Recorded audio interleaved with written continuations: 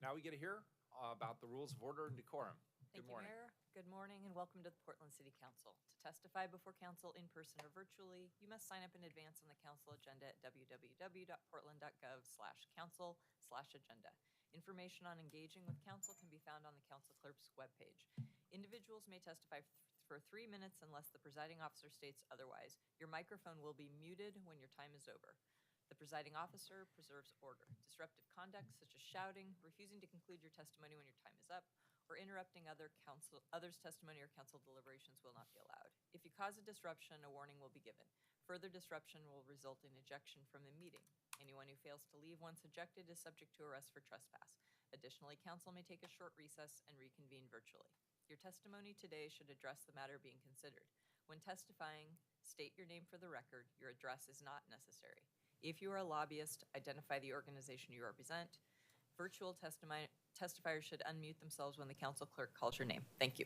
All right, thanks a lot. First up is communications.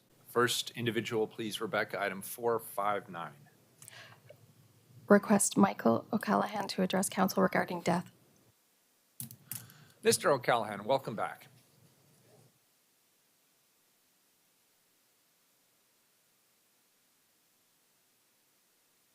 You know the drill. Okay, thank you for the privilege of addressing the council again. Fun. Last time I was here, the deaths, and now your response was the opioid crisis, which I would consider a rationalization, and actually that is the symptom, not the cause.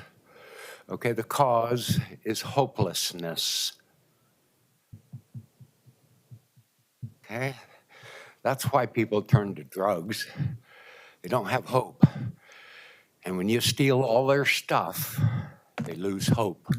But only 20% of the opioid deaths were the unhoused. 80% were housed. Anyway, I'm here to announce that I'm going to run for mayor and sit in your seat. Okay? Great. Yeah, I'm going to sign up today. Yeah. And check my record, okay? And nobody can stand to this record. I started a free food program with a bike and a trailer where we gave away 17 million pounds of food on a zero budget with 82 volunteers. Okay, gave away 2.5 million pounds of salmon, gave away 120,000 pounds down here in Portland. Okay. Took 9 cases to the state Supreme Court in Alaska. Down here, as an unhoused, took my case to the 9th Circuit, where they declared Portland's camping ordinance unconstitutional. So I've got a lot of other things on my record, so check it out, mayormikeoc.com. That's my internet site, and it is continuously improving. Okay, so I appreciate the opportunity to address the council. Thank you, sir. Best of luck. Thank you. Next individual, please. Item 460. Request of Ezzy T. to address council regarding concerns about homelessness.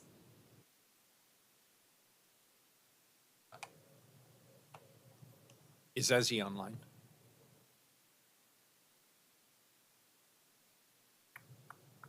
Ezzy is not here. All right, next individual, please. Item 461. Request of Margaret Zabrowski to address council regarding homelessness.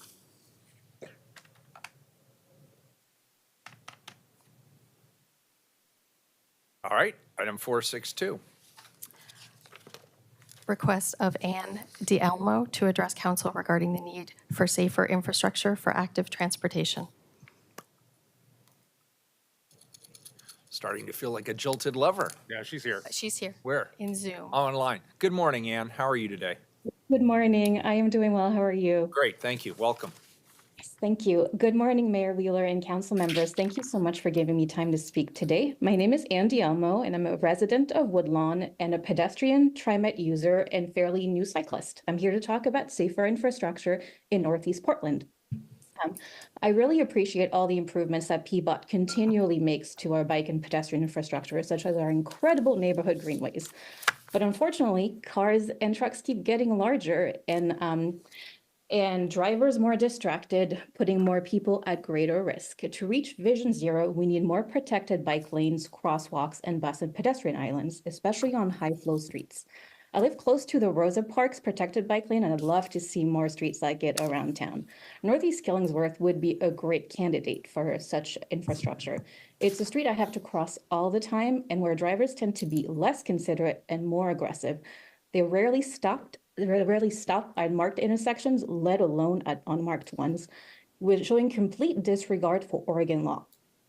It seems insane to me that I have a much better chance of crossing on MLK, which has much higher flow and is much wider as well. I usually have to wait until there's a lull in traffic or a TriMet bus drives by. So thank you, TriMet, by the way. And that's when I can see into the intersection. Visibility is problematic on Killingsworth, and it's shockingly, it's much worse on Alberta. And that affects all forms of transportation, and it slows down absolutely everyone. This is where daylighting would make everyone much safer. A little farther to the south is Northeast Broadway, where I frequent a lot of really incredible businesses. Have you tried to cross Broadway recently between 11th and 23rd? Good luck with those 4 lanes of cars and a few more crossings. For a street with so many great businesses, it's really as unsightly as it is dangerous. It would really benefit from more traffic calming measures, maybe a median, pedestrian islands that would also encourage more foot traffic. And of course, a protected bike lane. I cannot tell you how many times a driver has waved sheepishly at me after not letting me stop not stopping for me on any of the streets I mentioned. Waving is a nice gesture, but safer crossings are much better. And this is where we need you. Portland has so much potential and could become a truly great place to walk, cycle, or use a mobility device. I love supporting the great small businesses of the city and exploring our wonderful neighborhood greenways that the city has wisely put in.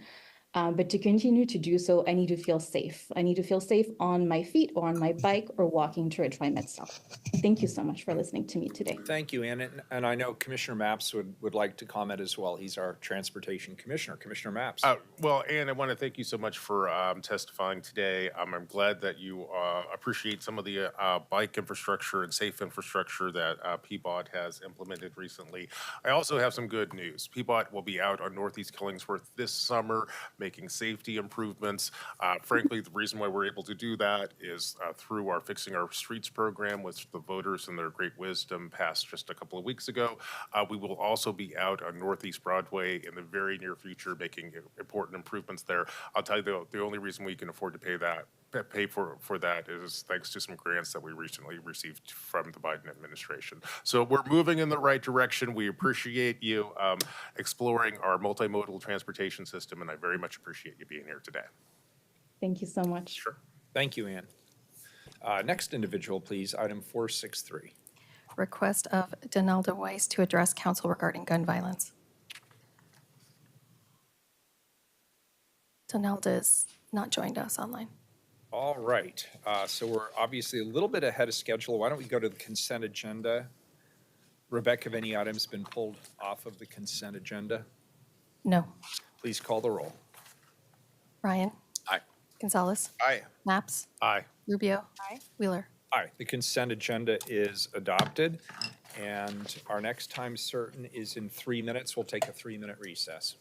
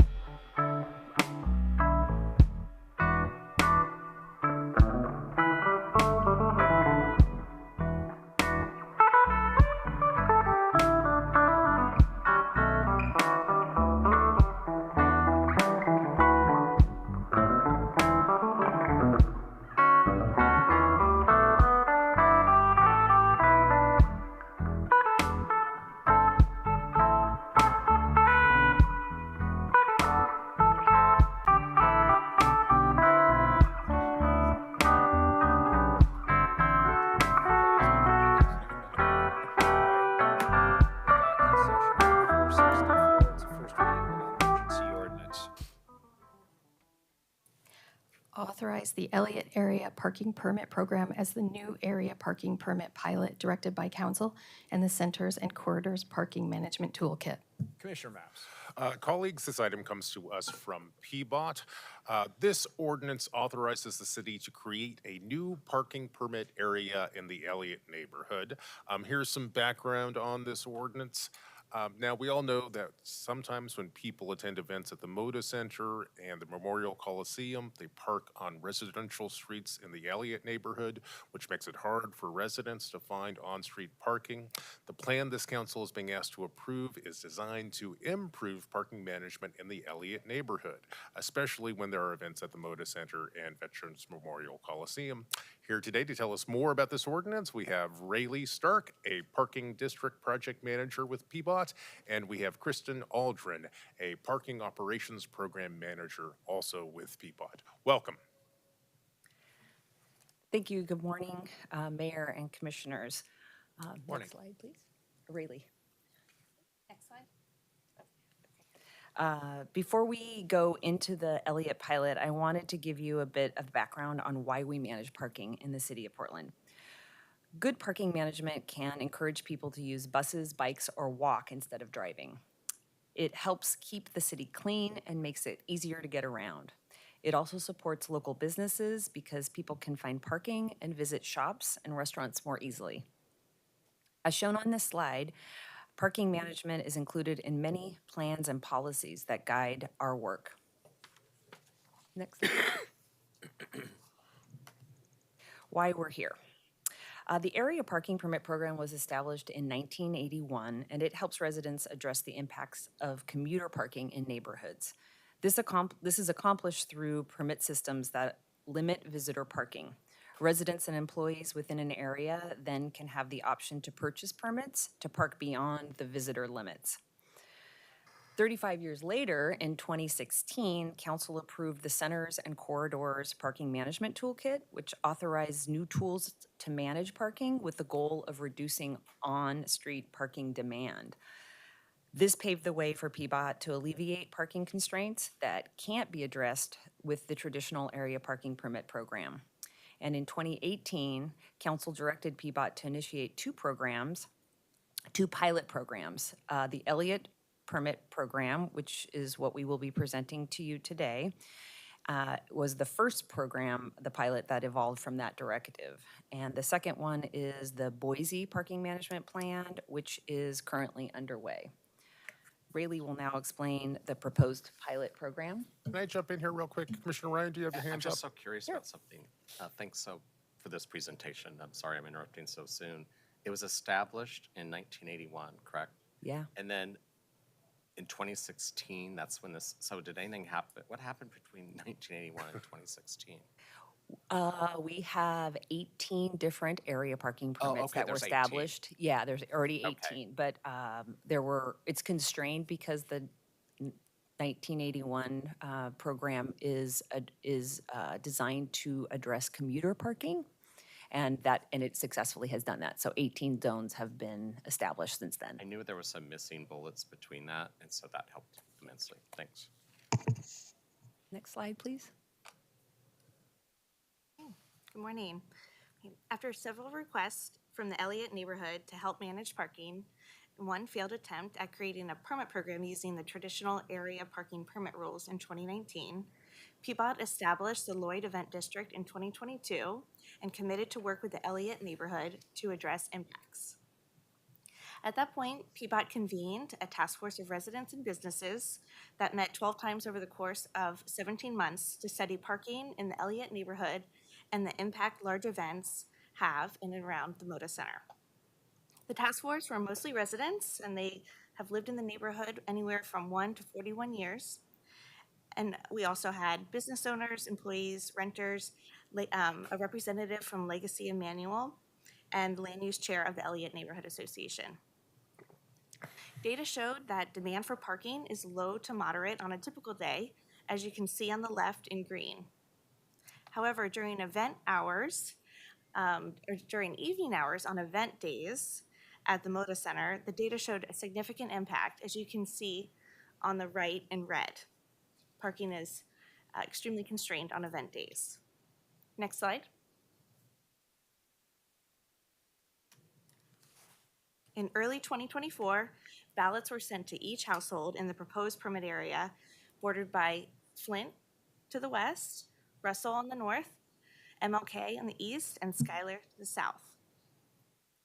172 Elliott neighborhood households voted, and a total of 10 contiguous block faces, shown in the dark green, voted for the permit.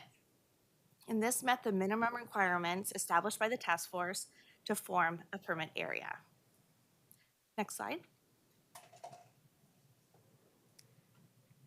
After seeing the results of the ballot, PBOT and the task force felt it would be in the community's best interest to form a cohesive area, making it easy to understand for residents, businesses, and visitors. Therefore, we determined to adjust the proposed area to what is shown on the slide. This is the first permit area of its kind, piloting new processes and tools to manage parking during events rather than traditional commuter parking, which Chris had mentioned earlier. The goal of the proposed permit program is to prioritize on-street parking in the Elliott neighborhood for residents and their guests so that they can find parking during large events nearby. All households in the shaded areas are eligible for permits, and a permit would allow them to park beyond the time limit. The proposal would limit on-street parking for 2 hours between 5 and 10 p.m. all days from October through May. In the summer, PBOT will prepare the permit program for online applications for an October 1 start date. So as you can see, the map distinguishes the following. First is the blue area, the permit area, which includes signs restricting parking. And then there's a buffer zone, which is the yellow area. This does not include signs restricting parking. All households within the buffer yellow zone will be eligible for permits. And these households are eligible for permits for the following 3 reasons. The western edge of the permit area, like between Flint and Williams, is commercial with daytime operations, leaving parking capacity for adjacent residents in the evening. Second, there are several multifamily buildings north of North Page and on the east side of Williams that have limited or no off-street parking and therefore need an on-street parking solution. Third, residents on the north end of the permit, on the south end of the permit area, specifically on Tillamook and on Rodney between Tillamook and Thompson, could be most impacted by spillover event parking, since it is still relatively close to the event venues to the south of the permit area. Next slide. The permit costs are based on median family income. The permit price is $80 for the year, and then there are 2 reduced tiers that are either $55 or $38 based on lower family incomes. We're also offering free annual guest permit and 30 free guest permits to each household. This came directly from the task force and public input out of concern for caregivers and former residents who have been displaced from the neighborhood and want to visit family or friends. Next slide. The evaluation and future expansion of the program will be decided by PBOT and guided by the input of the neighborhood. We're going to continue to work with the task force that we have established next winter and spring, using the following metrics to make any changes for the following permit year. Parking demand, efficiency of the permit area on event days and non-event days, traffic counts on Northeast Tillamook, which is a neighborhood greenway, spillover impacts, and the amount of permits purchased within that yellow buffer zone. Next slide. The future parking management tools. We'll be coming back to council with code changes from what we learned from this pilot and the Boise Parking Management Plan pilot after implementation and adjustments are made so that PBOT can have better tools to address parking management. In the end, our goal is to have expanded parking management tools and strategies to apply to the needs of the current situations in the city. This concludes our presentation. We are happy to answer any questions, and we also have Alan Rudwick, who is the Elliott Neighborhood Association Land Use Chair and was also a member of the project's task force, here to speak to you about this work. Great. Did we want him to come up and say a few words? He is here. As long as you made the effort to come all this way and be here today, welcome. We'd at least like to have the opportunity to meet you and say hello. Hello. Hello. Good morning, members of the City Council. My name is Alan Rudwick, and I'm Land Use Chair, as just said, of the Elliott Neighborhood Association, and a member of the task force. I'm here to express my support for the Elliott parking proposal. As a resident of the neighborhood, I've seen the parking challenges caused by events in the Rose Quarter. Drawing thousands of visitors leads to a lot of spillover parking in our neighborhood, forcing residents to park blocks away from their homes, often late at night with children or groceries in tow. Since 1994, our neighborhood association has made several attempts to get a permit program up and running. And with the new pilot programs, we actually got one that makes sense. And PBOT has done a good job working with a diverse task force to develop a data-driven plan addressing the event parking. I'm gonna skip that because we already heard all of that. Permit programs are effective tools in many cities. From the beginning, we requested that the Trailblazers and Rose Quarter event management would cover the permit costs for residents. The reason for this is that we wouldn't have a problem without them. They're making a ton of money on these events, and they have been reached out to several times, but unfortunately, they have not offered any support, even for the low-income portion of the program so far. Their lack of financial support is unacceptable. The contribution would make a big difference, helping make this program more equitable and effective, and demonstrating their commitment to being good neighbors and community partners. There are other groups like this that do contribute to permit programs elsewhere in the country, not locally. While this parking issue is important, it's not our top priority as a neighborhood association. Our highest priority for the past 5 years has been closing the open-air drug market around Dawson Park and Stanton streets and right-of-way owned supposedly by PBOT. Many of your staffers already are aware of this issue. I'm not sure why it's taking 5 years and why we aren't done yet, but we still think this is our top issue. And in closing, I support this, and I encourage you to vote yes. And I also encourage you to reach out to the Trailblazers or whatever machinations are going on with selling the arena. We can throw a little bit of money at this program. It's not that much money. If the donations need to go to a nonprofit, Elliott's got us 501c3. We're willing to act as a go-between. Let's get this done. Awesome. Thank you. Appreciate it. Any questions before I ask about public testimony? Do we have public testimony today, Rebecca? We do. We have one person signed up. All right, let's hear it. Tees Kleinpaste. Tees is online. Welcome.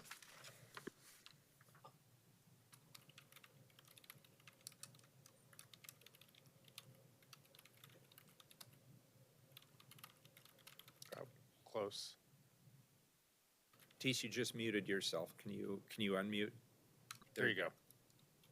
Hello, apologies for that. It took my computer a second to get up to speed. Hello, Mr. Mayor and Commissioners. I'm speaking to agenda item 464. I am a volunteer at Bike Farm, and I speak here because I greatly care about our organization. Bike Farm is an all-volunteer run nonprofit collective. We're dedicated to supporting cyclists. People can come to our space and learn about bike maintenance. They use our bike tools to fix their bikes. And we serve many groups in the city, including many lower-income individuals. We are located on First Avenue, across that big Toyota dealership, right in the heart of the proposed permit area. And I'm generally highly supportive of any measure that discourages the use of cars. I think more streets should be made entirely car-free. I think parking downtown should be at least $10 an hour. I think it should generally be miserable to drive. I also believe in generous accommodations and exceptions for those who simply cannot do without a car. And that is why I'm speaking to you today about the Elliott Neighborhood Parking Permit Program. I support the proposal generally. The permits would be necessary after 5 p.m. in those busy months. But our organization is only open in the evening, as we are all volunteer run. We start at 5:30 p.m. So we would be impacted. And it might be strange to see someone who is a cyclist advocate for exceptions here. But the reason is that while PBOT spent a year and a half on consultations, Bike Farm was never actually consulted. Had we been, I'm sure that PBOT would have been able to work with us on a piecemeal solution for specific needs. But currently that's not the case. And the number of guest permits that will be available to us will not cut it. The 30 that are being proposed to be available for free per year won't last us a month. And there are two groups in particular that visit Bike Farm that would need to be able to reach us by car. The first group is those who attend our wheelchair maintenance clinic that is once every month. We host a wheelchair maintenance clinic for wheelchair users. It's highly popular. It's very well attended. Wheelchair users can help troubleshooting maintenance issues to their wheelchairs. Wait lists are often several months, but if they come to us, they get it fixed right away. The second group is people making donations. They bring their old bikes and old parts to our shop. We are all volunteer run. We have no source of income other than what we get donated, and we're only to operate because of those donations. If it becomes much harder to get those donations to us, necessarily, that will need to be by car because these bikes aren't moving anymore, and people also need to be able to leave after they donate us. It'll be harder for us to continue to operate and cover the rent. So I'm generally supportive, but I would like to see PBOT expressly directed to work with us to figure out a piecemeal solution to the needs of our patrons, especially for those who use a wheelchair. Furthermore, and finally, I'm of the opinion that the camping ban is cruel and that sweeps should stop. Thank you. Thank you, Commissioner Mapps. I want to thank Thies for his presentation, and I'll direct my question to staff. Is it possible to work with this group to figure something out? Answer it. Yeah, thank you for your testimony. This permit program was initiated mostly for residential permits, but there are organizations in the neighborhood such as Bike Farm and PICA, the Portland Institute of Contemporary Arts, and we are committed to working with you all to make sure that your parking needs are addressed. This program will not begin until October, so we do have time, and we're definitely going to work with you and make sure that everything that you need to operate your organization is met.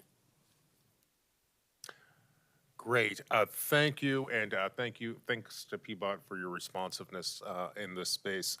Colleagues, I don't know if there are any questions, but I do want to share this with you. I'll tell you, as I got up to speed on this project, which has been going on for a long time, I've just been incredibly impressed at the planning, public participation, and just follow through on this particular project. It really is a great case study in how to do good public policy, especially grassroots-driven public policy. So just my thanks to staff and my thanks to folks in the neighborhood who really pulled off, I think, something special here.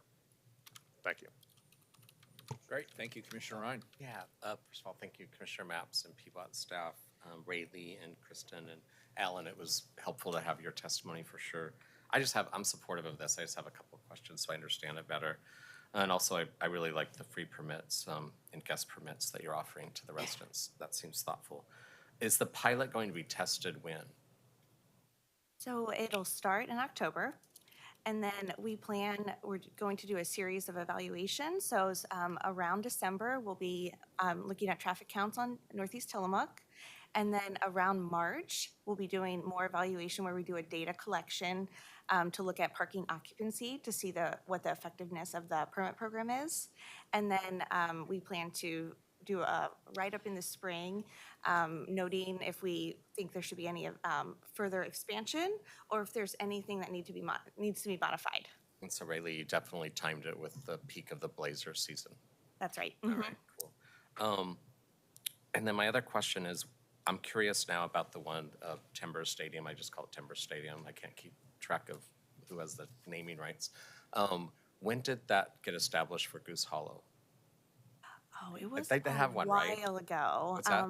It was a while ago. Yeah. So that district was established really early on, like early 2000s. Yeah. And then in 2016, that is when a permit program was established in, we have both the event district and then there's a restricted event district in Northwest.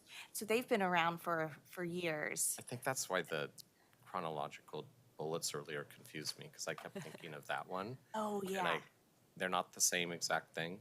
No, so that event district is meters. Don't you think most people assume they're kind of the same thing? Yeah. Or is it just me? Yeah. Yeah, because there's also the Lloyd event district and then there's the Providence Park event district, so we have multiple of them. But the common theme is their spillovers from big sports ball events for the most part. Yeah. Okay. That's right. All right. That's good. I just was curious why this one was so delayed in comparison. Yeah, because this is just generally a new parking permit program. So the one in Providence Park it's a metered program, and then there's like the adjacent Goose Hollow has parking permits. Right. But that one in Goose Hollow, it's also addressing the needs of commuter parking. So people who would drive downtown, park in Goose Hollow, and then walk or take the bus into work. Oh, because the So- max line is near? Yep. So Okay. that neighborhood just has different issues than this. So, and then in Elliott, they didn't have a daytime commuter issue. It was specifically event goers. So that's why after 18 of these area parking permit program districts and 40 years, that's why we've got this one that is specifically for event goers. All to right, that address helped. I've utilized both of those as a sports ball consumer, and I've thought about this, so that's why I wanted to ask these questions. Yeah. And I would just add that in 2018, we hit the pandemic. So we were starting to get involved with the pilots, 6 years later. The neighborhoods all wanted to take a pause during the pandemic. So that's why it's taken 6 years from the Well, I directive. assume that the good people from Elliott are probably been patient on this, so, yeah. All right, thank you. Commissioner Rubio. Just have a quick question. So is this intended to be all year or just during the peak season, ideally, if it goes how you would like? Yeah, it's peak season, which is October through May. And there's a chance that it gets expanded through the whole year based on events. But the difference between the months of October through May and then the summer months are very different. Oh, okay. Like it's less than a third, probably a quarter of the events happen in the summer. So it really, that need isn't there. But maybe down the road, the permit program does become, as that neighborhood grows, there could be, the permit program could change to an all-year one. Thank you. Very good. Any further questions? This is the first reading of a non-emergency ordinance. It moves to second reading. Thank you very much. Thank you. Appreciate it. Next item, please. Item 465, a report. Appoint Felisa Hakens and reappoint Gustavo J. Cruz Jr. to the Prosper Portland Board for terms to expire June 30th, 2027. Commissioner Rubio. Thank you, Mayor. I'm thrilled today to nominate both of these individuals to serve on the Prosper Portland Board. This is a critical time to continue the strong leadership on the board.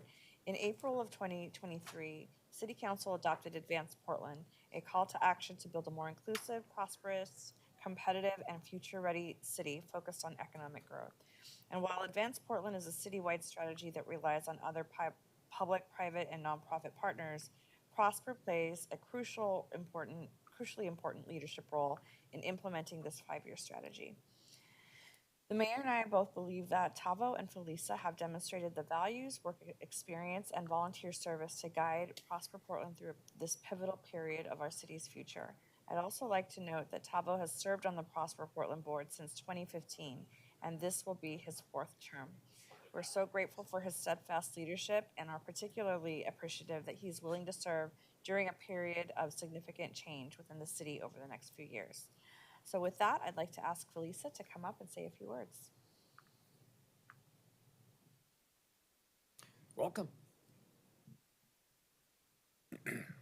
Hello, I'm Felisa Hakens. I'm the Executive Director of the Service Employees International Union, Oregon State Council. The Oregon State Council is the entity that helps coordinate the political program for both locals. We have 85,000 members in the state of Oregon.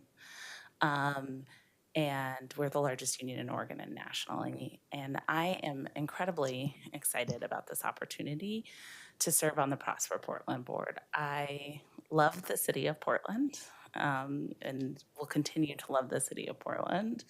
And I believe that we have a bright future ahead of us. And I also believe that future only works if we include sort of economic prosperity at every single level.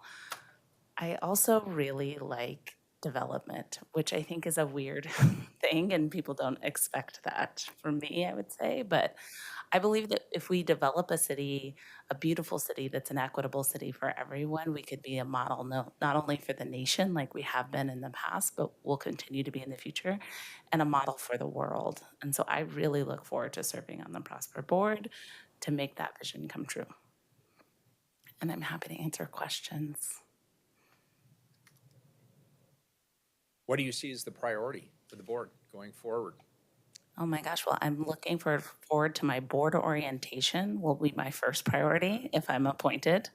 And excited to hear from Tavo and Kimberly. But I think the first priority, obviously, moving right now is the Broadway corridor. I think that that's a really critical redevelopment process that needs to go well and has an incredible amount of potential. I also think that the small business investments in the program, the Prosper runs for our small business community, we're a city that relies and thrives based on the health and welfare of its small businesses. And so some of the sort of less sexy but continued work that Prosper needs to do to continue to make our city a place where people want to live and work. So those are the two that I'm most excited about. And I strongly concur. Thank you. Those are great answers. And Kimberly was behind you, nodding her head vociferously. So Great. yes, absolutely. That could have gotten real bad. Okay. Any further questions, colleagues? This is a report. I'll entertain a motion to, oh, I'm sorry. Do we have any public testimony? We do not. Okay, and Kimberly, did you want to say anything before we move on? Very good. I'll entertain a motion to accept the report. So moved. Yes. Commissioner Maps moves. Second. Commissioner Ryan seconds. Bless you. Any further discussion? Seeing none, please call the roll. Ryan? Yeah, I'm just thrilled when I saw that Tavo was going to renew and that Felicia said yes. And I really appreciate that you mentioned development because, you know, you've always been about economic justice, and that's called jobs and building a workforce. And we know with work through the trades and then those that maintain those facilities are jobs that offer hope and prosperity for families and family wage jobs. So I think it's a fallacy when we think that labor and business development can't figure out how to come together at very strategic times, especially when a city is trying to build some much needed prosperity and not allow our tax base to keep departing. So I'm really grateful that you signed up for this and that Kimberly and the team sought you out. So I'm an enthusiastic aye. Gonzalez? Thanks so much for your willingness to serve. I vote aye. Maps? Yeah, I want to thank our volunteers for agreeing to serve on this important committee. I vote aye. Rubio? I just want to say I was thrilled that you agreed to serve, and we've had numerous conversations about the potential and alignment, natural alignment, as Commissioner said, between labor and development. And so I'm really excited to see your contributions manifest on this board, and really glad for your experience and your new perspective. So very excited. Thank you again. I vote aye. Wheeler? Well, and you're taking Willie's place, is that correct? I Willie am, Myers? yeah. Willie Myers Okay, well, retiring. Great. I want to start off by thanking Willie Myers Yeah. for his Yes. service to the board. Yes. He did an outstanding job. He stepped in at a challenging time. His performance was exceptional. We appreciate everything that he did in service to Prosper Portland and the community at large. I can think of few people as well prepared to step into that role as you, Felisa. And I know how busy you are, and I'm greatly appreciative that you're willing to bring your time, your talent, and your energy to what I think is one of the most important boards that we have here in our community. You're ready to jump in on day one. And I'm sorry Tavo isn't here to hear me say nice things about him, because sometimes at the gym I rib him relentlessly. But I want him to know that I really appreciate his steady hand and his leadership of the board over many years, and I'm very happy that he is also willing to step forward and serve. I think between the two of you and the rest of the board, that is a formidable combination, and I appreciate the amount of work that will be required to execute on the two top priorities that you identified. They happen to also be my priorities, and I believe this board's priorities, this council's priorities. So We will be there to support you and help you. I know you are not shy. You will ask if you need anything from us, but the offer remains open. And I thank you for your service.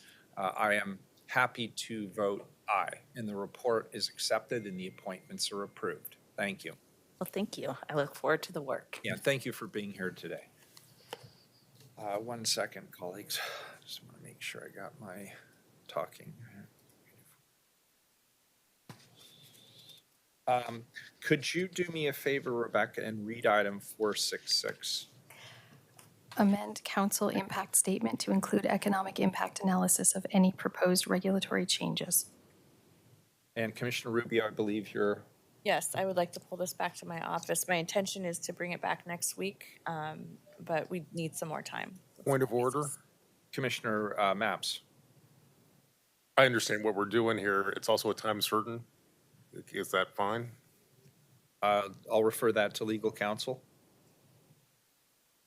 I think as long as I mean, it would be a lot better if we just waited till 2:20, but it seems like a minor point. And I think the relevant folks are here. So as long as council clerk is noting it on the agenda, I mean, the point is to make sure that people who want to testify, it's being pulled back. So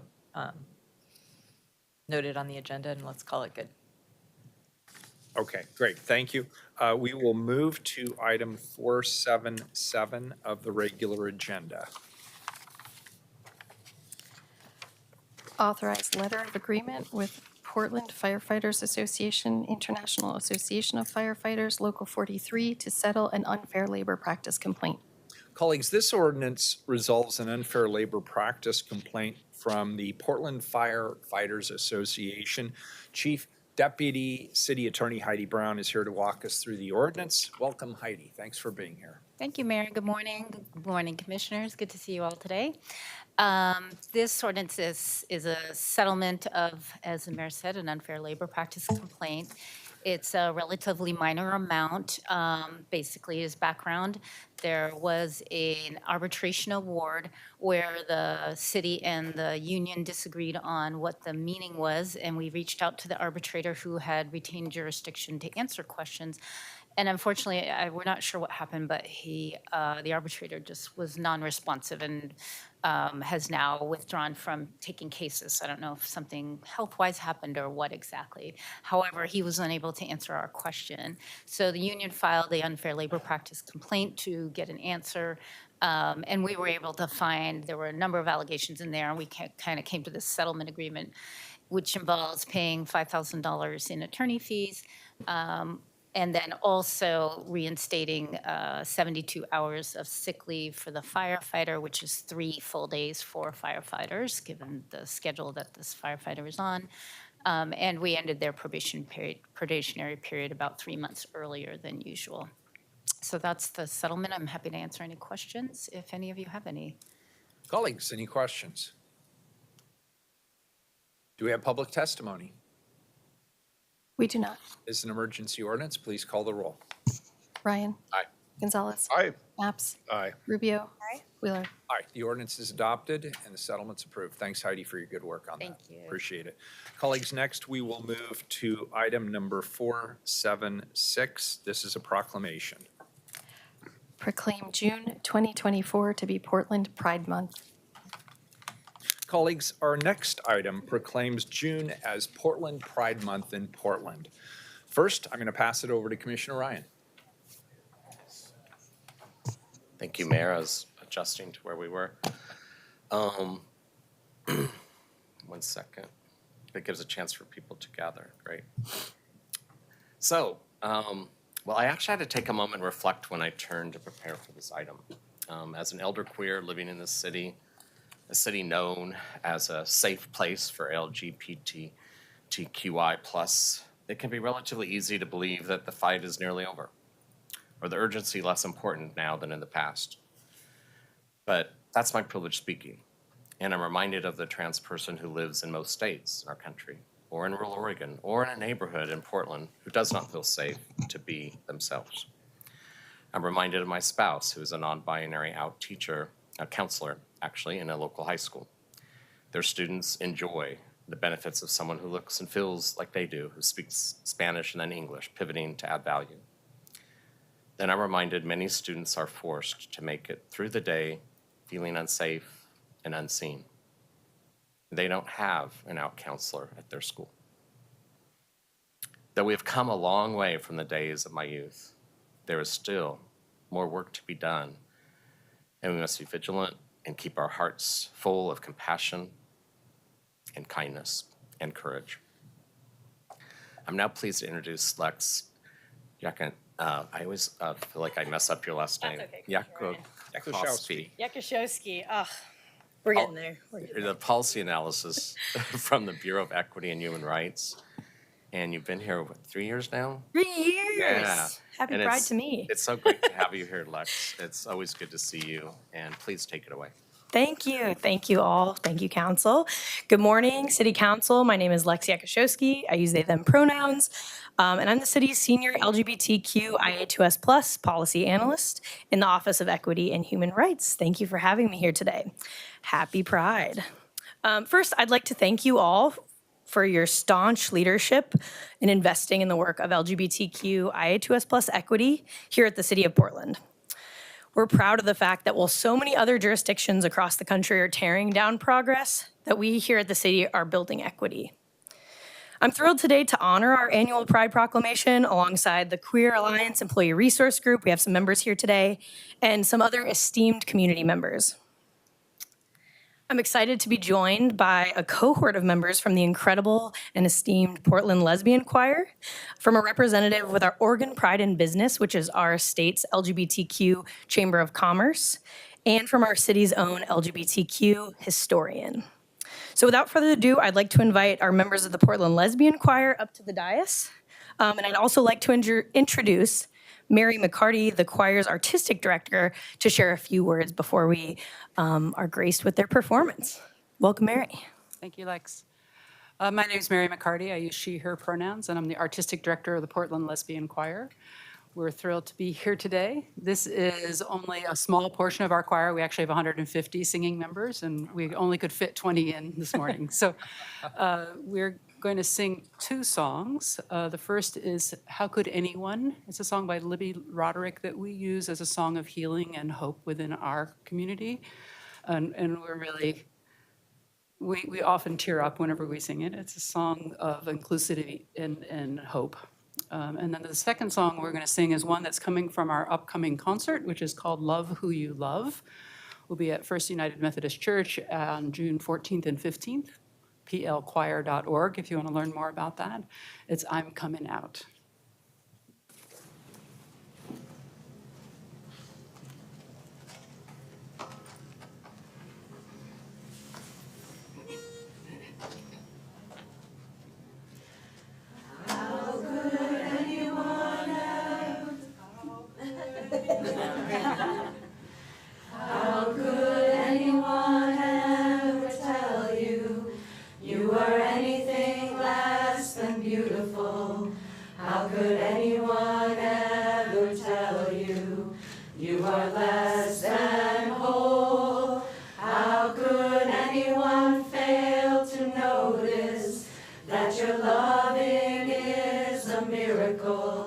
How deeply you're connected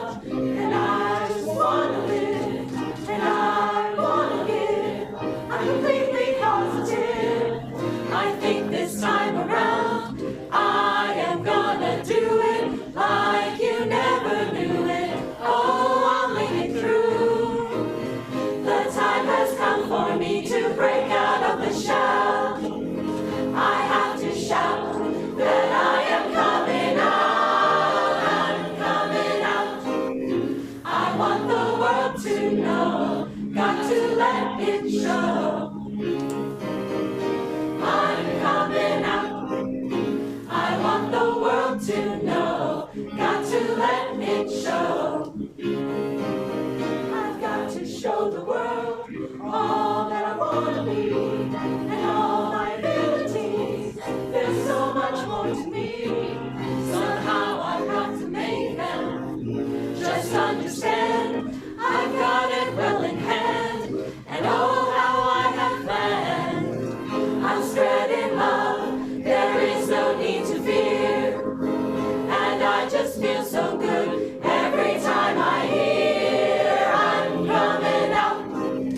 I want the world to know, got to let it show. I'm coming out. I want the world to know, got to let it show.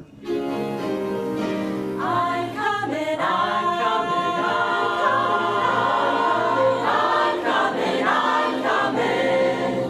I'm coming out.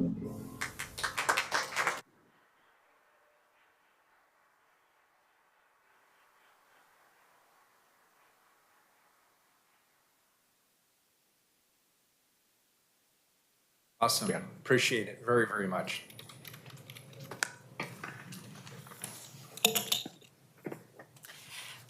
Good morning. Thank Portland Lesbian Choir for performing in celebration of their 38th year and this year's 47th anniversary of Portland Pride Proclamations. My name is Kayla McGrail, they, she, and I'm Associate Planner in the Bureau of Planning and Sustainability, working on the LGBTQ+ Historic Sites Project. This ongoing project protects, uplifts, and celebrates our city's LGBTQIA2S+ history and associated places, including ones associated with Portland Lesbian Choir. As a queer preservationist and city employee, I'm deeply honored to be surrounded by queer visibility, joy, art, and history today and every day. As we reflect on our queer pasts, presents, and futures, I want to highlight key moments in Portland's queer experiences.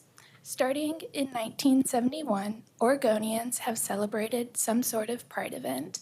Since then, Portland Prides have evolved and expanded to its weekend festival across the waterfront, gaining recognition by Portland City Council in 1977, including lesbian in the title beginning in the early 1980s, thanks to activism and advocacy of many Portlanders, and continuing to celebrate our diversity. Around this time in the 1980s, queer choirs, including the Portland Lesbian Choir, sang out to raise queer visibility and artistic expression. It was and remains a powerful political statement to openly and visibly identify as the only choir with lesbian in its name. Over their 38 years, Portland Lesbian Choir has significantly shaped our city's queer and artistic cultures and have been a performing feature of Pride for several decades. It's truly an honor to have them here at this Pride Proclamation, making another contribution to our queer culture. They are a testament to living authentically, welcoming all, and fostering joy. I look to them and all other aspects of Portland's queer history and historical places as reminders and examples of queer resilience and pride. Please show up and show out for the history makers such as Portland Lesbian Choir, as this is just a beginning of another significant year in Portland's queer history. I'd like to pass it to Molly from Oregon Pride in Business. Thank you, Kayla. My name is Molly Smithson Callahan. My pronouns are she, her, and I serve as the board secretary for Oregon Pride in Business. For over 30 years, Oregon Pride in Business, previously known as the Portland Area Business Association, has championed opportunity, development, and advocacy for Oregon's LGBTQ+ and allied business community. When 2020 put a full stop on how our organization had functioned, we took the opportunity to re-envision how we could empower LGBTQ+ business owners, employees, and allies across the region and eventually the state. When we came out as Oregon Pride in Business. The City of Portland's Prosper Portland grants were instrumental for ORPIB to expand our member support, hire a full-time staff person, and increase our engagement with corporate partners. The results have been both tangible and far-reaching. We have fostered 2 cohorts of entrepreneurs through a mentorship program and incubated 2 local businesses.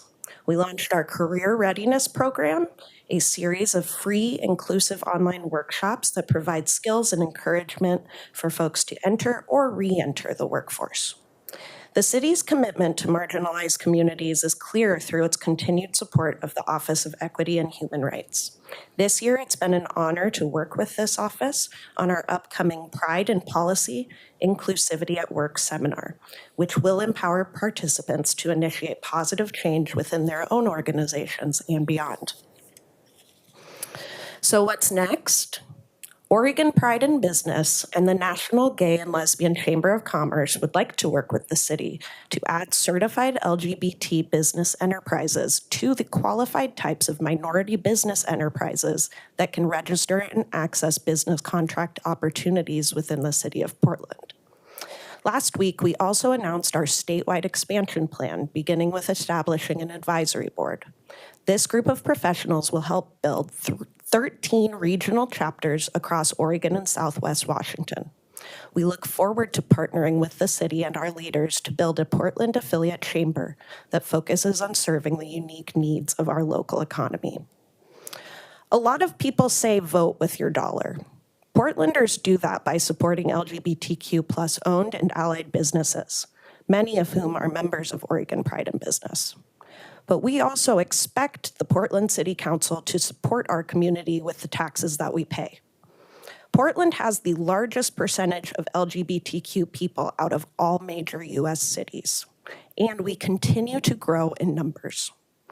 If the city wants to revitalize our local economy with equity in mind, they must continue to support efforts for LGBTQ+ business owners and professionals. This Pride, we thank the Council for its historic efforts and implore you to continue to invest in programs that build equity for the LGBTQ+ business community. Thank you. Thank you, both Kayla and Molly. And Lex, does that complete, where did Lex go? There. It does, back to you. Okay, great. Thank you very much. I'll now entertain comments from my fellow commissioners in the order. Commissioner Mapps. Thank you, Mr. Mayor. Colleagues, at first I want to start off by thanking staff and our guests for today's presentation. Also, a big shout out to the Portland Lesbian Choir for that incredibly uplifting performance. And colleagues, I also want to say this. I am delighted to join you in proclaiming June to be Portland Pride Month. Now, I think many of us know that the history of Pride Month goes back to the Stonewall riots, which occurred on June 28th, 1969, when police raided the Stonewall Inn, a gay bar in New York City. Now, at the time, it was common practice for police departments to raid gay bars with the intent of harassing and shaming customers. That practice was challenged on June 28th, 1969, when the New York City police raided the Stonewall Inn. But on that night, the patrons of the Stonewall Inn fought back and sparked a civil rights revolution. In 1970, just a year after the Stonewall riots, New York City held its first gay pride parade. And in 1971, gay pride parades spread to Boston, Dallas, Milwaukee, London, Paris, West Berlin, and Stockholm. By 1972, pride parades were established in Atlanta, Buffalo, Detroit, Washington, D.C., Miami, Philadelphia, and San Francisco. Here in Portland in 1975, we held our first Pride celebration when a group of about 200 people gathered very near to us over on the South Park blocks for a gay pride fair. In 1976, Portland held its first gay pride march. Portland activist and friend of council Kathleen Sadat helped organize Portland's first gay pride march. Sadat described that march with these words, quote, We were marching along and doing chants, being scared and seeing people on the sidewalk who we knew were gay or lesbian, but were afraid to join the march. Now, during Pride Month, it is important to remember the courage it took and still takes to come out to celebrate LGBTQIA plus identities and to demand LGBTQIA plus rights. And on this day and in this month, we should also remember and recognize the incredible civil rights victories won by Portland's LGBTQIA plus community. For example, in 1977, the city of Portland issued its first proclamation for Gay Pride Day. In 1987, this council approved an ordinance stating that city employees cannot be fired solely because they are gay or lesbian. In 1981, this council adopted a civil rights ordinance that banned discrimination based on sexual orientation in housing, employment, and public accommodations. In 1993, this council extended health care benefits to the domestic partners of city employees. In 1998, this council passed a resolution that implemented non-discrimination protections on the basis of transgender identities.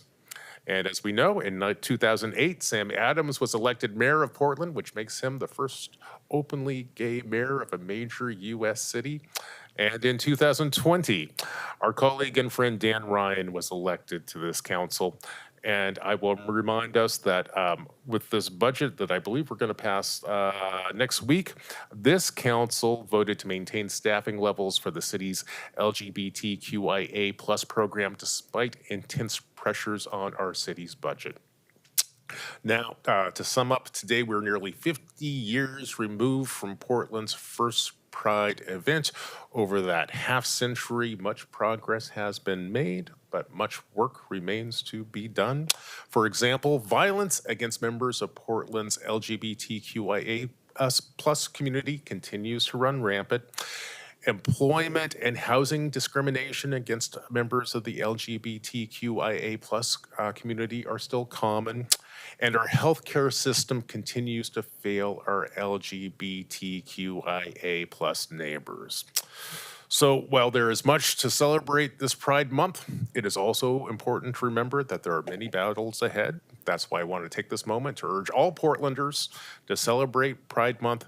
And that's why I also want to urge all Portlanders to seize this moment and do your part to further the cause of LGBTQIA plus rights here in the City of Roses. Thank you, Commissioner Mapps. Commissioner Rubio. So I just want to thank Mayor Wheeler and Commissioner Ryan for bringing this forward, and to the Queer Alliance, to the Portland Lesbian Choir, Office of Equity and Human Rights, Kayla and Molly, thank you for your excellent performances and your advocacy and your comments. Deep, thank you so much for all the work that you've done over the years to make sure that young people show up feeling proud and bringing their full selves into this work, and also for demanding recognition and dignity. I also want to lift up all our LGBTQIA plus employees who unapologetically stand up and have refused to let anything hold their voices and their power back. That also, I want to say that also includes my own staff, Angela Rico and Byron Beck and Jimmy Radasta, who every day show up as their full selves and definitely stand up for the right thing in community. This also includes a deep appreciation to my friend and colleague, Commissioner Dan Ryan, whose very presence and representation on this council is a testament to that leadership and has made a huge difference in our city. I also want to acknowledge all the BIPOC, LGBTQIA, and intersectional folks and the distinct visibility challenges that they face every day as well. I deeply appreciate all your commitment to justice and support for future generations through your actions, and that you show people that they are worthy of being seen. And I also just want to acknowledge Lex. Lex, I've got to say that in the past 3.5 years that I've been on this council, I have seen firsthand how your work and how you bring the LGBTQIA community into the city has transformed our city. So I just want to say, I see you, we see you, and you are shaping the city and how inclusive that we are and that we should be. So thank you, Lex, for that. And thank you for showing us how it's all of our responsibility to create this environment and support this work in our bureaus and our community. And again, thanks to the excellent performers and everyone connected to this work. And thank you for building belonging in Portland. So happy Pride Month to everybody. Thank you, Commissioner Rubio. Commissioner Gonzalez. I want to thank you, Mayor and Commissioner Ryan, for bringing this proclamation. Thank you, Lex, Kayla, Molly, and the Portland Lesbian Choir for being here today. That was such an uplifting performance. It feels a time, so much of our dialogue around identity can be overwhelmingly grievance-based, and society needs a place to address grievances, but we also need to celebrate, to embrace self-actualization. Your music today was celebratory, inspiring, lifted our hearts more than a little. So thank you for that.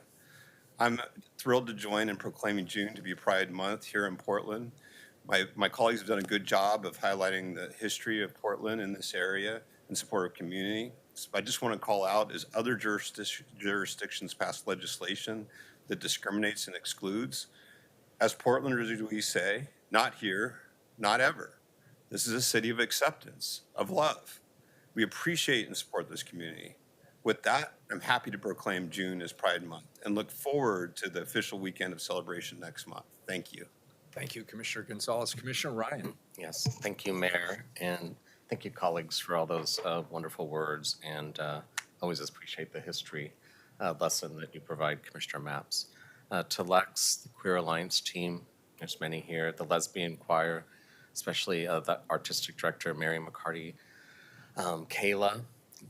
It's great to have a queer preservationist at the Bureau of Planning and Sustainability. I met you when we were kicking off the Darcel Plaza conversations, and you were so helpful in that setting. I think I had a few people say I had no idea the city had someone with such intellect related to this issue. And also it was great to have Oregon Pride in the House and to hear about you expanding into 13 chapters regionally. That's so important. And I must say our movement has always advanced immensely by the marketplace. That's just kind of how our society is built. And I want to thank you all for the inspiring presentation. I'm just reflecting, last night I spoke at the Queer Film Festival, which last night took place at the Kennedy School. And I was reminded of the coming out stories that are revealed often in queer films. And you know, I was even thinking back to my era in the 70s when I was a child, and it was like the ABC movie of the week or the after school special just might have a little hint, or digging in the newspaper and reading about this guy named Harvey Milk in San Francisco. And it just allowed you to have a moment of not feeling isolated as a kid that was dealing with coming out. So that was my coming out decade. And in that decade, I experienced random violence and sexual violence in my late teens and in my 20s. And those scars propel me to always show up today in this role with a responsibility that no one should go through the shame and the isolation of those incidents that I experienced not that long ago. So happy Pride Month, Portland. Nice transition, right? I'll see you at the parade next month. Thanks for being here. Thank you, colleagues. Thank you, Commissioner Ryan, in particular. Thank you for your thoughtful remarks, all of you, and Lex and Kayla and Molly, thank you for coming forward and testifying, and the Portland Lesbian Choir, thank you for all that you do in our community. This morning, we're taking the time to honor the contributions of a community that represents resilience, diversity, and of course, pride. Pride Month is another chance for us to celebrate the LGBTQ2IAS+ community and its incredible contributions to our community, and to also highlight the ongoing struggle for basic civil rights that impacts people not only here in our community, but indeed all around the world. I'm proud of the fact that Portland has long been a city that openly values inclusivity, equality, and justice. And while we don't always live up to those values, we still as a community come together with the goal of achieving them intentionally. Our LGBTQIA2S+ community is a vital part of Portland's fabric, and it contributes to to the rich culture that makes our city unique. From arts and culture to business and public service, the contributions of this diverse community has helped shape our city into the dynamic place that it is and the dynamic place that it will be for generations to come. This month, we not only celebrate the progress that has been made, but as Commissioner Ryan, I think, did very, very eloquently, we also have to take this time to overtly understand and underscore the price that people pay and the challenges that the community still faces. The fight for equality is far from over, and it is never ending. And it's our collective responsibility to stand against discrimination and prejudice in all of its forms, whether it be leveled towards us individually or whether it be leveled towards someone else. We must continue to advocate for the rights and the dignity of every individual, regardless of their sexual orientation or their gender identity. As we embark on this year's Pride Month, let's remember the pioneers who paved the way for greater acceptance and understanding. Their courage and their determination is what brought us to this moment. And it's their legacy that inspires us to continue pushing for a more inclusive and equitable society. They have set the standard, and now our challenge is to live up to that standard. I encourage everyone here to participate in the many events and activities planned for Pride Month in Portland. And now it is my great honor to invite the Portland Lesbian Choir to read the proclamation.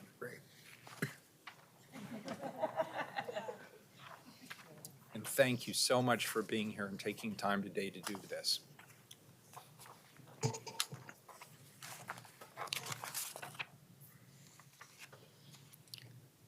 Whereas the City of Portland is committed to diversity, social justice, equity, and mutual respect as a fundamental aspect of a healthy community, and whereas the long and ongoing struggle of lesbian, gay, bisexual, transgender, queer, intersex, asexual, and other sexual and gender minority LGBTQIA+ communities for basic civil and human rights continues to provide inspiration to all those who work against discrimination and oppression, and whereas in any movement, it is imperative to remember its history and center the voices of its most marginalized members, especially transgender women of color like Marsha P. Johnson and Sylvia Rivera, who fought back against police violence at Stonewall, figures in a long lineage of leaders who have fought for queer and trans liberation, and whereas the presence and visibility of the LGBTQIA+ community is vital to the quality of life of all residents and visitors alike in the city of Portland, a city known as a safe harbor and home for this community. And whereas Pride celebrations have been held continuously in Portland since 1971 and Pride marches since 1976, and 2024 marks the 54th anniversary of Pride around the world, and whereas we are witnessing a relentless attack on the dignity and rights of all LGBTQIA+ people, but most specifically transgender adults and youth who are not only being denied basic health care, but are being targeted for state oppression and violence. And whereas it is vital to not be silent nor avert our eyes from the threats that our LGBTQIA+ family, friends, co-workers, neighbors, and community are facing, and to find ways to protect each other and continue to be a safe harbor and home for all our queer and trans people. And whereas, especially in the face of discrimination, we celebrate with pride the dedication to service, art, craft work, and mutual aid that the LGBTQIA+ community shares with all the people of Portland through more than 3 years of a global pandemic and ongoing struggles for justice. Now, therefore, I, Ted Wheeler, the mayor of the city of Portland, Oregon, the City of Roses, do hereby proclaim June of 2024 to be Portland Pride Month in Portland and encourage all residents to observe this month. Thank you.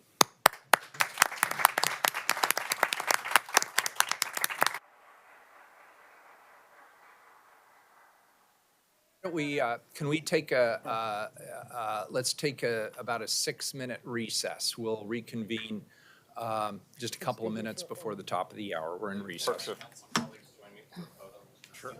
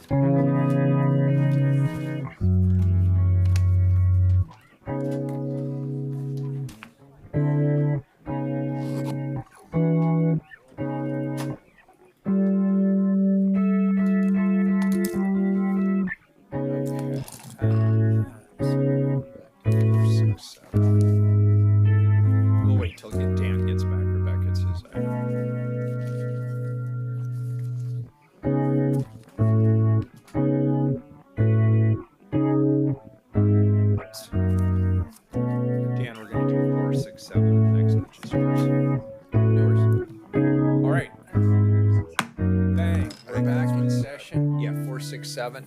467 is a report. Appoint and reappoint Portland Parks and Recreation Board members for FY 2024-25. Commissioner Ryan. While you're all waiting for me, okay. Thank you, Mayor. And the Parks and Rec Advisory Board was established in 2001 to ensure that the park system delivers on a mission to provide healthy parks and natural areas, urban forest management, recreation services, programming for residents of all ages, and facilities that are accessible to all Portlanders.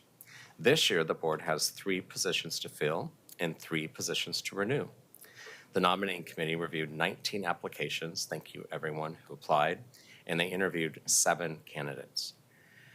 Thank you to our Parks Board members for their time and passion for Portland Parks and Recreation and for their continued engagement. Today, we are joined by the esteemed Chair of the Parks and Recreation Board, Dr. C.N.E. Corbin. Dr. Corbin, thank you so much for taking time out of your busy professor schedule to be with us today, and it's wonderful to be on your lovely campus. We're excited to hear about your new appointees, and take it away, Dr. Corbin. Thank you, Commissioner Ryan, and good morning, Mayor Wheeler Morning. and commissioners. For the record, I am Dr. C.N.E. Corbin, Chair of the Portland Parks and Recreation Board. As Commissioner Ryan stated, there was significant interest in our advisory board this year, and I would like to thank board members Casey Mills and Chris O'Grady for co-chairing the nominating committee.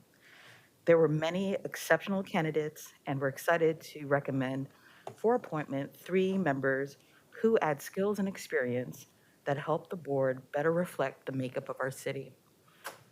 They include Bill Van Bang, an IT professional and parent of 2 young children whose experience in stewardship and includes volunteering for Peninsula Elementary School, Friends of Trees, Columbia Land Trust, and the Northwest Trail Alliance. Allison Snowpeck, a nonprofit executive in the arts and culture field, who also serves on the board of directors for the Multnomah County Cultural Coalition and has a passion for the outdoors.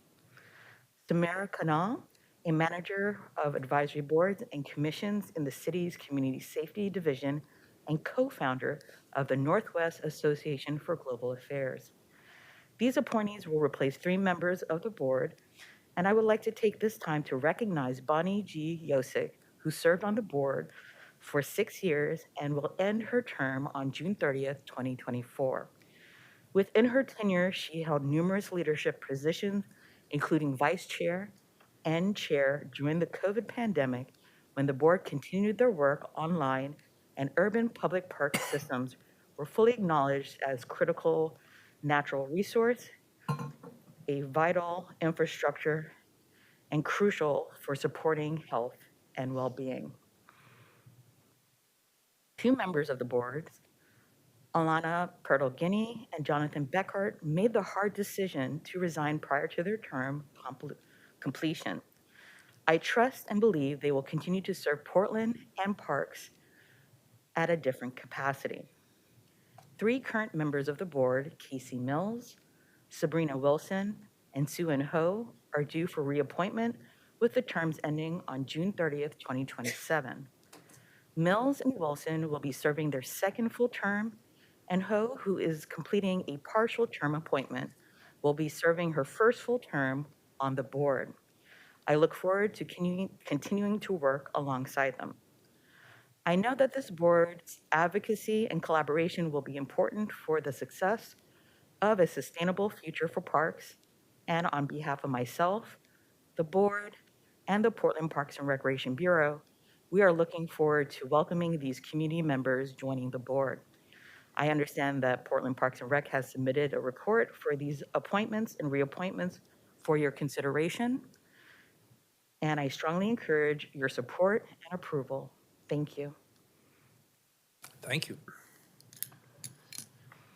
Colleagues, any questions? Commissioner Gonzalez? I just had a threshold question, Commissioner Ryan, going forward. Appointments to this board will come through, How will it work in the new form of government? You're asking me. Let's have that conversation. Should we have a point of order and maybe have, I don't know, Michael Jordan's not here. I just wasn't expecting the question. I'm sorry. I've been having this question for all these boards and commissions, so we can take it offline. It won't impact who. No, you asked the question. I'm comfortable with questions always, as you know, and I think it's good transparency for government to have these kind of dialogues. I assume, because we haven't had this conversation yet, that it would probably be connected to the DCA of the area. I would assume that the city manager would have a say-so in that, and the mayor.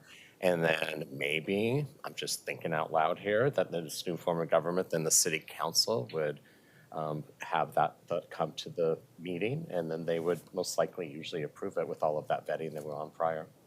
Okay. That's just me answering it from my gut. I haven't had time to study this question. I'm sure others maybe have not as well, unless someone has talked to the charter transition team about this. Have you talked to them about it? Not about this. I mean, under the new form of government, both the mayor and council can create new boards and commissions. They each have independent authority to do that. But for our existing one, this is an interesting cleanup item. Is do you put one under the mayor, you put it under the legislature, and even if it's under the mayor, do you still go through the process you described, where appointees are ratified by council? I was mostly just curious. This is an important board, and I was just curious what the I hope we use it as a time to look at just how many boards and commissions we have. This one is not in that category. It's pretty standard to have a board for such a large bureau. But there's a lot of boards and commissions, kind of like there's a lot of bureaus and offices. And I know as we try to make our government more efficient, we will need to look at such, can I just say clutter at times, where we have maybe perhaps too many. So that's my personal opinion. Let's put a pin in this, because it's a good question. Yeah, it really 'cause is. I actually was going to answer it differently. I think it would still report to the bureau director. But I don't know that, and I don't want to presume that. But so this is a good conversation for us to have. They would report to the bureau director? Well, it's still advisory to the Parks Bureau, is it not? So I think it will still be advisory to the bureau. But I hope it's also connected to the DCA, or why are we building the DCA system? Agreed. Well, we can talk about it later. We're getting off on a sidetrack, but good. Okay. Yeah, I appreciate the question, and I appreciate the dialogue. I vaguely remember that as part of our transition planning, it was on our plan to set up a subcommittee that would evaluate our boards and commissions and advisory boards. I assume that work is happening behind the scenes someplace. I do think it's important, colleagues, for example, I will share with you that in my portfolio, I believe I have more than 24 advisory boards that report to me in some form or another. 24. A lot going on in transportation. And then they all actually do really important work. But as we move to the new form of government, we really are fundamentally reinventing how we do our work. And I think it is worthy to, I think it's important to remember that our advisory boards are an important part of how we do that work. And as we reinvent the administrative functions of the city, we should also think about the voluntary functions of the city. That's it. Great, thank you. Commissioner Rubio. I'll just jump on, add to that too, that I think we're undergoing our own work with the advisory boards in the Housing Bureau, which are numerous. And so we're undertaking that work right now. It would be great to have a place where we can have a clearinghouse and conversation about just what's going on in our bureaus and what's still outstanding for discussion among council about moving forward. Also want to make a distinction that there are some advisory boards that advise the bureau, and then there are some that are set up to advise council. Yeah. So they should be, those nuances should be treated differently for their roles. Totally agree. Absolutely. Good. Thank you. Do we have public test? Was there any other question? We do not. Okay, we do not have public testimony. This is Sexual victim of Dan this is a report. Excuse me. If you do that again, then we're going to ask you to leave, because that's not your time.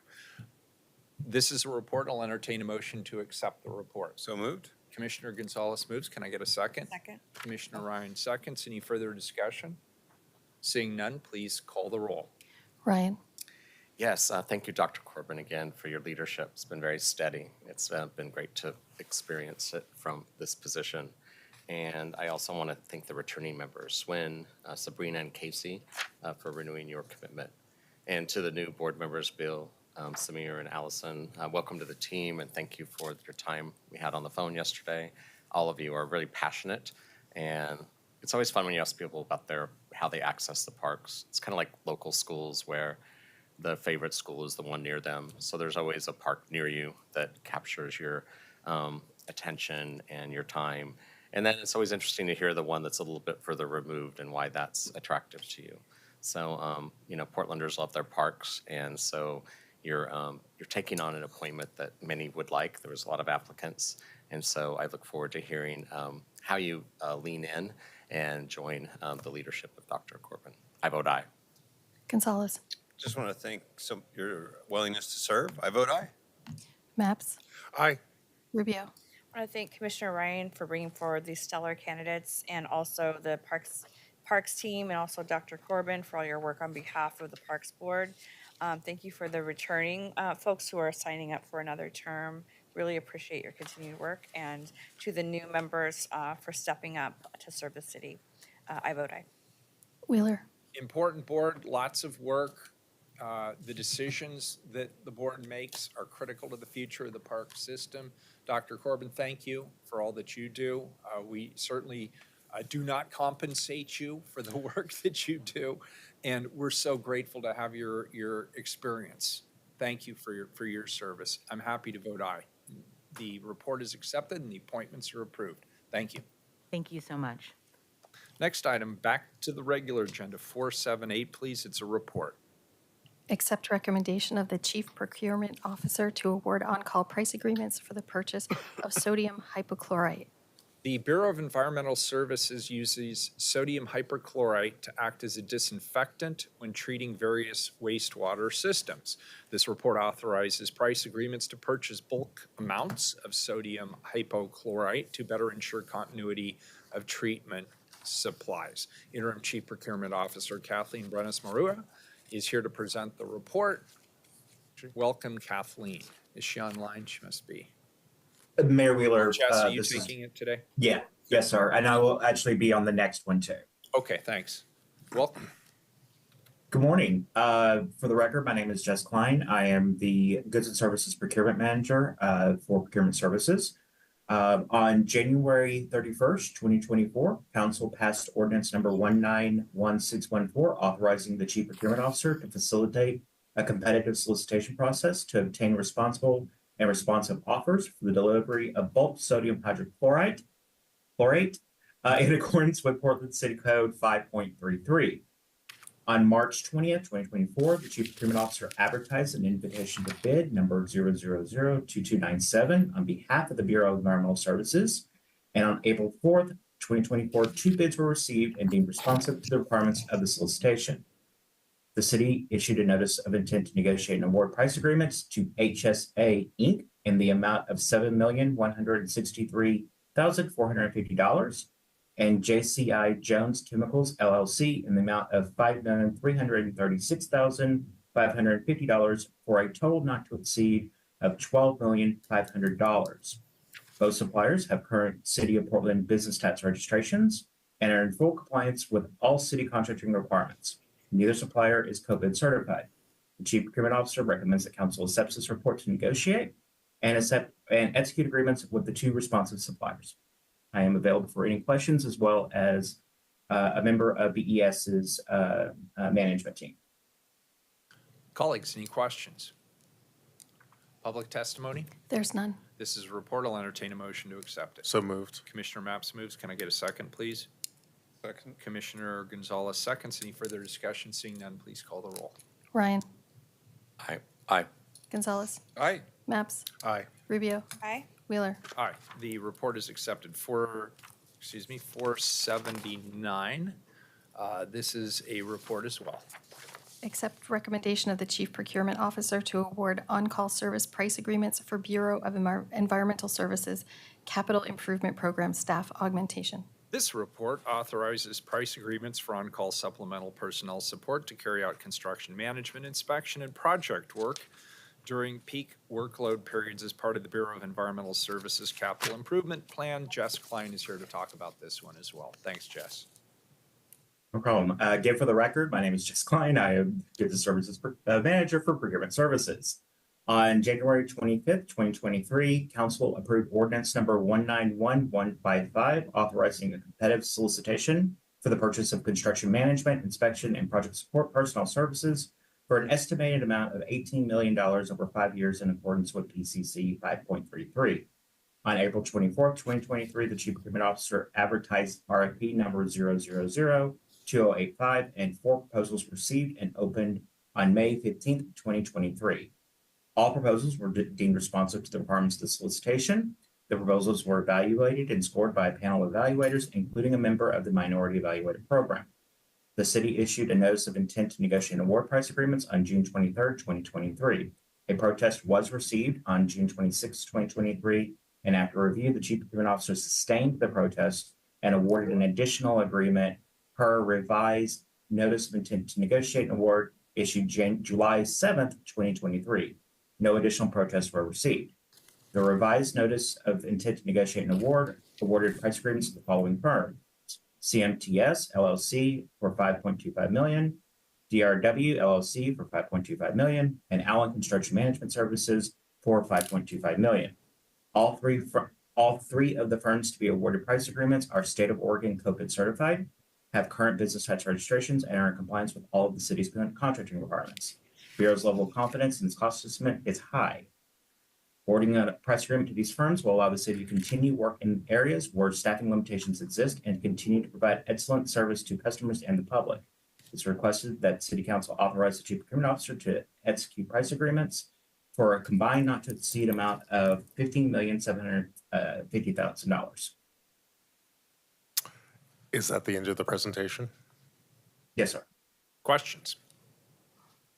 Public testimony. There's none. This is the report. I'll entertain a motion. So moved. Commissioner Maps moves. Commissioner Gonzalez is seconds. Any further discussion? Seeing none, please call the roll, Rebecca. Ryan? Gonzalez? Aye. Maps? Aye. Rubio? Aye. Wheeler? Aye. The report is accepted. Next item, item number 480, a first reading of a non-emergency ordinance. Assess properties for sidewalk, curb, and driveway repair for the Bureau of Transportation. Colleagues, this is a routine internal city business process to assess property owners for sidewalk repair charges. The ordinance lists a total of 153 properties and $364,668.05 to be assessed. Sherry Matias from the Bureau of Revenue and Financial Services here to walk us through the ordinance. Welcome. Thank you. Good morning, Mayor and Commissioners. Morning. I am Sherry Matias from the Revenue Division, and joining me today is, Lee Munson from PBOT. This ordinance is for sidewalk repair on property that is required by the city. Per city code, property owners are given the right to file a remonstrance objecting to sidewalk repair charges. The Revenue Division received 10 remonstrances in response to the proposed assessment notice mailed, and the filings have been forwarded to PBOT's Sidewalk Inspection and Repair Department for resolution. Those remonstrances have been removed from this assessment and are not in this ordinance. This concludes my presentation. Thank you. Questions? Public testimony? There's none. All right, very good. This is a first reading of a non-emergency ordinance. It moves to second reading.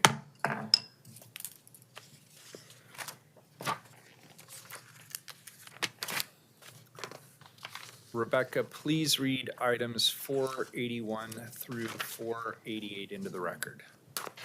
Item 481, initiate foreclosure action on 3312 Northeast Broadway for the collection of delinquent city liens placed against the property. Item 482, initiate foreclosure action on 1445 Southeast 174th Avenue for the collection of delinquent city liens placed against the property. Item 483, initiate foreclosure action on 2734 through 2738 Northeast Alberta Street for the collection of delinquent city liens placed against the property. Item 484, initiate foreclosure action on 4929 Northeast 28th Avenue for the collection of delinquent city liens placed against the property. Item 485, initiate foreclosure action on 4611 North Minnesota Avenue for the collection of delinquent city liens placed against the property. Item 486, initiate foreclosure action on 16909 Southeast Lafayette Street for the collection of delinquent city liens placed against the property. Item 487, initiate foreclosure action on 2626 North Baldwin Street for the collection of delinquent city liens placed against the property. And item 488, initiate foreclosure action on 4909 Southeast Mitchell Street for the collection of delinquent city liens placed against the property. Colleagues, these are all first readings of non-emergency ordinances. Colleagues, I'm also referring items 484 and 486 back to my office. Next, I move a technical amendment to item 488 to substitute exhibits A1 and B1 to replace the original lien amounts with the current updated amounts owed. Can I get a second? Second.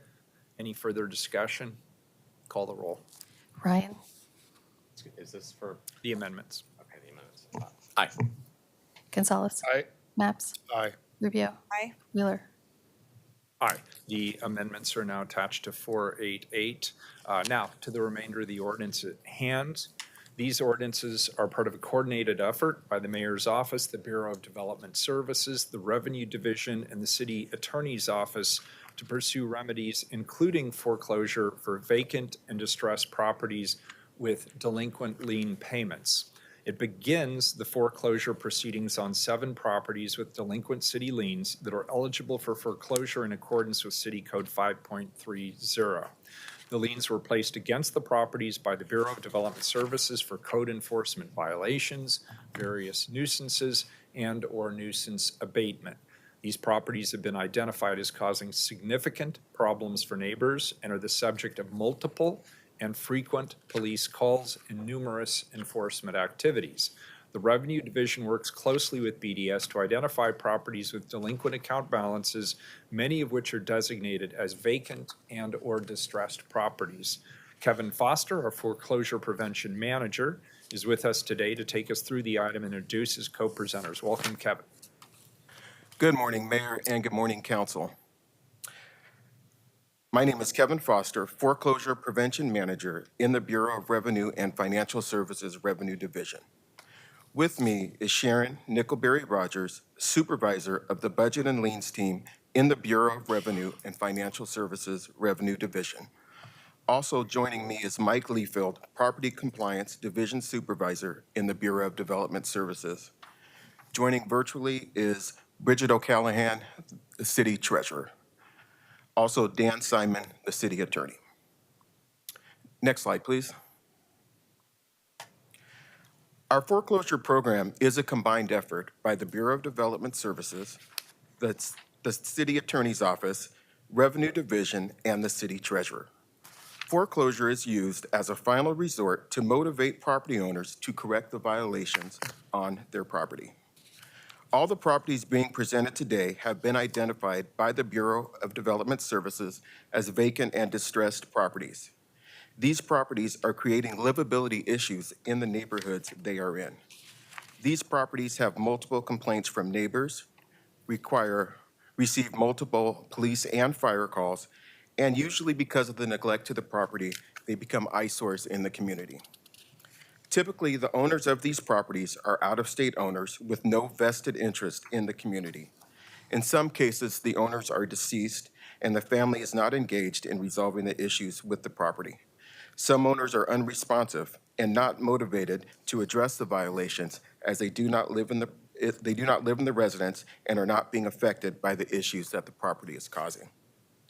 We have sent out 2 required letters in the past 60 days, notifying each property owner and each person of interest of our intention to move forward with the foreclosure action.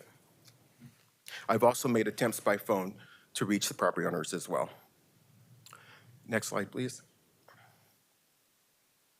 The city offers opportunities to property owners to avoid, reduce, and pay the outstanding lien, as well as time to correct the property code violations. As an example, when property owners are willing to correct violations and after the case is closed, they can reach out to the Bureau of Development Services and request a review of their case. BDS will review each lien and see if the owner qualifies for a reduction of the balance due. Typically, the lien amount is decreased. If they are not able to pay that balance in full, they can reach out to the Revenue Division and we will provide them with a payment plan. In some instances, owners who meet certain criteria may qualify for a waiver through the Bureau of Development Services. Payment plans are offered by the Revenue Division. The payment plans that are offered by the Revenue Divisions can be extended up to 60 months. If the owner defaults on the plan, we offer options for the owner to make up those payments so we can continue on with the payment plan. We also work with owners on a hardship plan. This provides temporary relief to our homeowner. This plan can be extended for up to 12 months. Our ultimate goal is to return the property back to a productive use. So we will make attempts to work with owners who commit to a reasonable agreement to resolve the issues with the property. As an example, last year, a property owner came to council asking, they had corrected the violations, and they had asked for some time so they could sell the property. They agreed to a payment plan, and which they did perform on, and they did sell the property. I would also like to point out, when the original foreclosure referrals came to me back in April, there were a total of 10 properties. We've been able to remove 4 of the properties from the list. Next slide, please. Today, I'm submitting 6 properties, 26 liens, and $300,000 owed. The properties highlighted are 3 properties from a prior council foreclosure list. 21 liens and $487,000 owed. Next slide, please. In an effort to ensure that the foreclosure process is equitable and does not disproportionately harm vulnerable communities, specifically Black, Indigenous, and people of color, we use census data from the Population Research Center to determine the ethnicity of the person who lived in the property. The data we used is from 2020. After it was reviewed, it determined that moving forward with foreclosure on these properties will not impact BIPOC communities. Next slide, please. The first property is located at 3312 Northeast Broadway. There is 1 lien against the property, delinquent since 2023, and $20,000 owed. This property is in a high-traffic area surrounded by businesses. The property has an open, dangerous building case for structural fall hazards. Bricks and glass are falling from the building. The property is covered in graffiti and open to entry. There are constant complaints of squatters at the property. At one point, it was reported that squatters were camping at the site. There's also an excessive accumulation of trash and debris being left at the property. In 2021, the Bureau of Development Services was working with the property owner to redevelop the property. The owner's intent was to build an apartment complex and also have space for businesses. The owner has not moved forward and has not been engaged through this process. When the property was forwarded to me, I did extensive skip tracing to try and find contact information for the property owner, but I've not been able to speak with them. There have been 2 police calls at the property and 31 calls made within 200 feet of the property since 2023. I do want to acknowledge that I did speak with one of the developers that was working on this project, and he did relay that the owner is still trying to get the financing to move forward with building the apartment complex on this site. Next slide, please. This property is located at 2626 North Baldwin Street. There are 2 liens against this property, delinquent since 2022, and $4,600 is owed. We do not have an official notification, but the mail that we are sending out is being returned stating that the owners are deceased. Also, I used ITS, which is a system that we use to locate property owners, and it is saying that the owners are deceased. I've been unable to reach a next of kin or obtain any estate information. The complaints on this property are accumulation of trash and debris being left at the property. There is also squatters unlawfully entering the property. I do realize the amount is insignificant, but with no engaged party, the issue will only get worse, drain city resources, and continue to frustrate the neighbors. There have been 5 police calls to the property and 5 police calls within 200 feet of the property since 2022. Next slide, please. The next property address is 2734 through 2738 Northeast Alberta Street.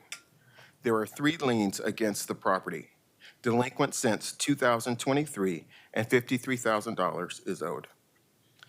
This property has an open, dangerous building case due to the structural damage and potential the building could collapse.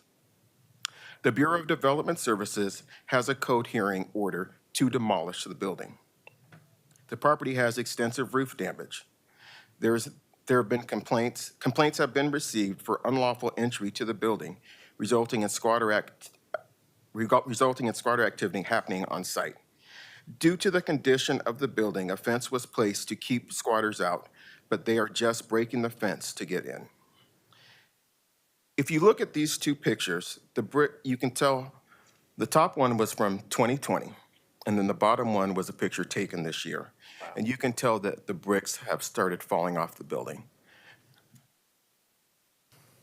Bricks were falling from the building to the sidewalk. The owner of the property did reach out to me last week and was asking for some additional time to correct the violations. I reached out to management and also BDS to see what we could do about removing the property from this list. Because this property is in this condition and it's the foundation is unstable, we aren't able to remove it from the list.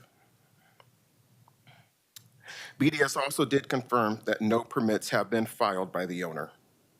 With the property being in its current condition, we need resolution. There has been 1 police call to the property and 60 police calls were made within 200 feet of this property since 2023. Next slide, please. This property is located at 1445 Southeast 174th Avenue. There are 5 liens against the property, delinquent since 2017, and $57,000 is owed. This property has complaints for trash and debris on site. At one point, there was unpermitted construction on an accessory building at the property. Complaints were also received that a salvage and car business was being ran at the property, as well as complaints regarding inoperable vehicles being left at the property. There have been 29 police calls to this property, and 33 calls were made within 200 feet of this property since 2017. Next slide, please. The next property is located at 4611 North Minnesota Avenue.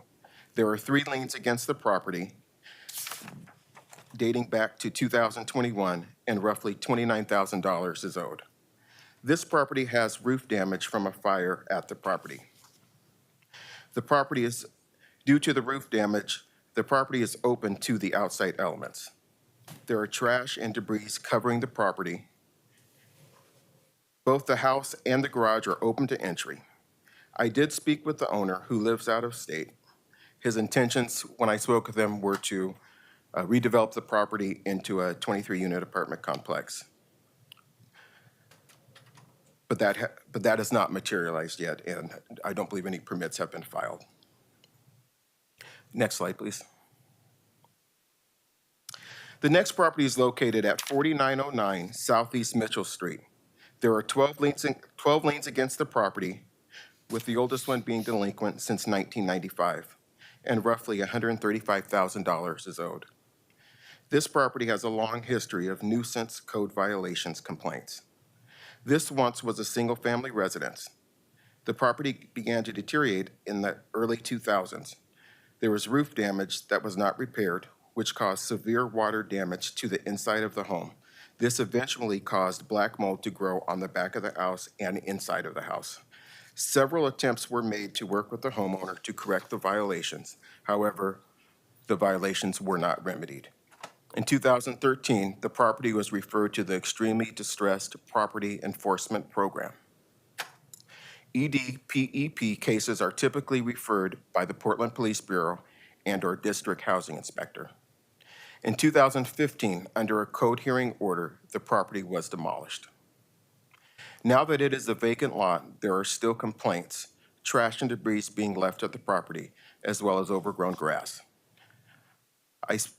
I spoke with the attorney who is representing the estate, and we have worked out an agreement. The attorney had his client apply for the lien reduction review program, and we did offer a lien reduction review for this property owner, bringing the balance down to $135,000. We have set them up on a payment plan for all 12 liens. The reason why I'm moving forward with it today is because the owner has not made the payment. They plan to make it on Friday. And if they make that payment next week, we would just remove it from your guys' vote. I want to also, and for this property, there have been 11 calls to this property, and 74 calls were made within 200 feet at the property since 2012. Next slide, please. The next steps in the foreclosure process, council will vote next week whether to move forward with each ordinance. If approved, the ordinance would authorize the city treasurer to conduct the foreclosure sale. The property owner may pay the amount owed up until the sale date. After the sale date, the former property owner can reclaim the property during the 90-day redemption period. This will conclude my presentation, and I'd be happy to answer any questions you may have. I have a question about the one property you mentioned that the owners are presumed deceased and next of kin are unreachable. What happens to the proceeds? Are they held in escrow? Are they held in a lost property fund? Should it be discovered who the next of kin are? Do they have a claim to those proceeds? What happens in this case? I'd be happy to answer that, Mayor. This is Bridget O'Callahan, the city treasurer. The process is that, once we conduct the foreclosure sale, if there are proceeds remaining, then they are the property of that estate or the individuals who own that property. And so we go through our normal escheatment process. We certainly try and contact them and remit the funds to the prior owners. But if that's not something that can happen within a reasonable period of time, then we do escheat the funds to the state of Oregon. And of course, those with an interest or the heirs to that estate would have access to those funds. So we go through our process, and then eventually does it just become part of the state's unclaimed property fund? Correct. Okay, then they would go through that process there if they're found at a later date. Correct. Okay, that's helpful for me. Then I had a question, Kevin, about the data that is used. I'm obviously looking at the condition of the property, the willingness of the owner to remediate the problems, what level of nuisance it is to the community. But one of the standards that you're using is activity or police calls within 200 feet. And that strikes me as a not very precise measurement. Just because there's activity within 200 feet doesn't necessarily mean it's focused on that property, does it? That is correct, but we're trying to look at what. So when we offer that, when I get that data, it just shows the calls that go directly to the residents, and then. Because that's more compelling to me. The calls that are right at the residents, people breaking in, people murdering, people throwing their garbage, leaving automobiles, whatever. That's compelling to me. But I just sort of find in these presentations, call 200 feet away, maybe 5 houses away. I mean, so I'm just not sure how relevant that is to me. Well, excuse me, I think Sure. part of the other reason why we're including that information is to say what's going on in the neighborhood because the neighbors, so there's other activities. So Okay. even though it may be 200 feet away, it could be a squatter that's going to that house. We don't know what the extent is of those particular calls, but Okay. we can certainly remove it for the future. Yeah, for these properties, the risk is self-evident, frankly, just looking at them. Yes. But that just sort of struck me. Colleagues, any other questions before I ask about public testimony? Commissioner Ryan? Yeah, just real quick. First of all, thank you both, Kevin and Sharon. That was it's exhausting, the work that you have to do. It seems like you're here more often than you probably are. And I appreciate the question, Mayor Wheeler, and I actually think it's very relevant based on the conversations I've had with neighbors in these situations. So I think if you looked at the data prior to that, 200 feet, you might not see anything. And then when you have this condition of the blighted property, then you might see a different uptick in data. So when I talk to neighbors that are in these situations, they really appreciate the scan that goes beyond just the property. So I just wanted to lift that. And also I want to end with, I think this is my 4th time I've heard this report, and it's so nice to see in the next steps. It's not 12 months, but it's 3 months. So thank you, Commissioner Rubio, and everyone involved with that legislative update. I appreciate it. Do we have public testimony? We do. We have one person for item 481 and 3 people for item 483. Great. First is Rob Brewster. Rob is online. Hey, yeah, good. Thanks. Good morning. Can you hear me? Morning. Yes, loud and clear. Yeah. Hey, well, in general, thanks for the political climate in Portland that led to my IVF son and also some issues it had with the Boy Scouts. It's been a good city to work in many ways, and our company is gay-owned and have been involved in quite a few projects, including the project in North Park Blocks. We did the conversion for the old YMCA building to Under Armour, which resulted in a great new park at Dunaway, and did Pine Street Market. So we've been heavily involved, and we've been working on this project, 3300 Northeast Broadway, otherwise known as Gordon Fireplace, for a long time. Originally, we intended it to be an office building, but unfortunately, it got caught in COVID and decided that wouldn't make any sense. So we spent a long time working with the city to try to get the change of use for the upper floors to convert it into 18 units.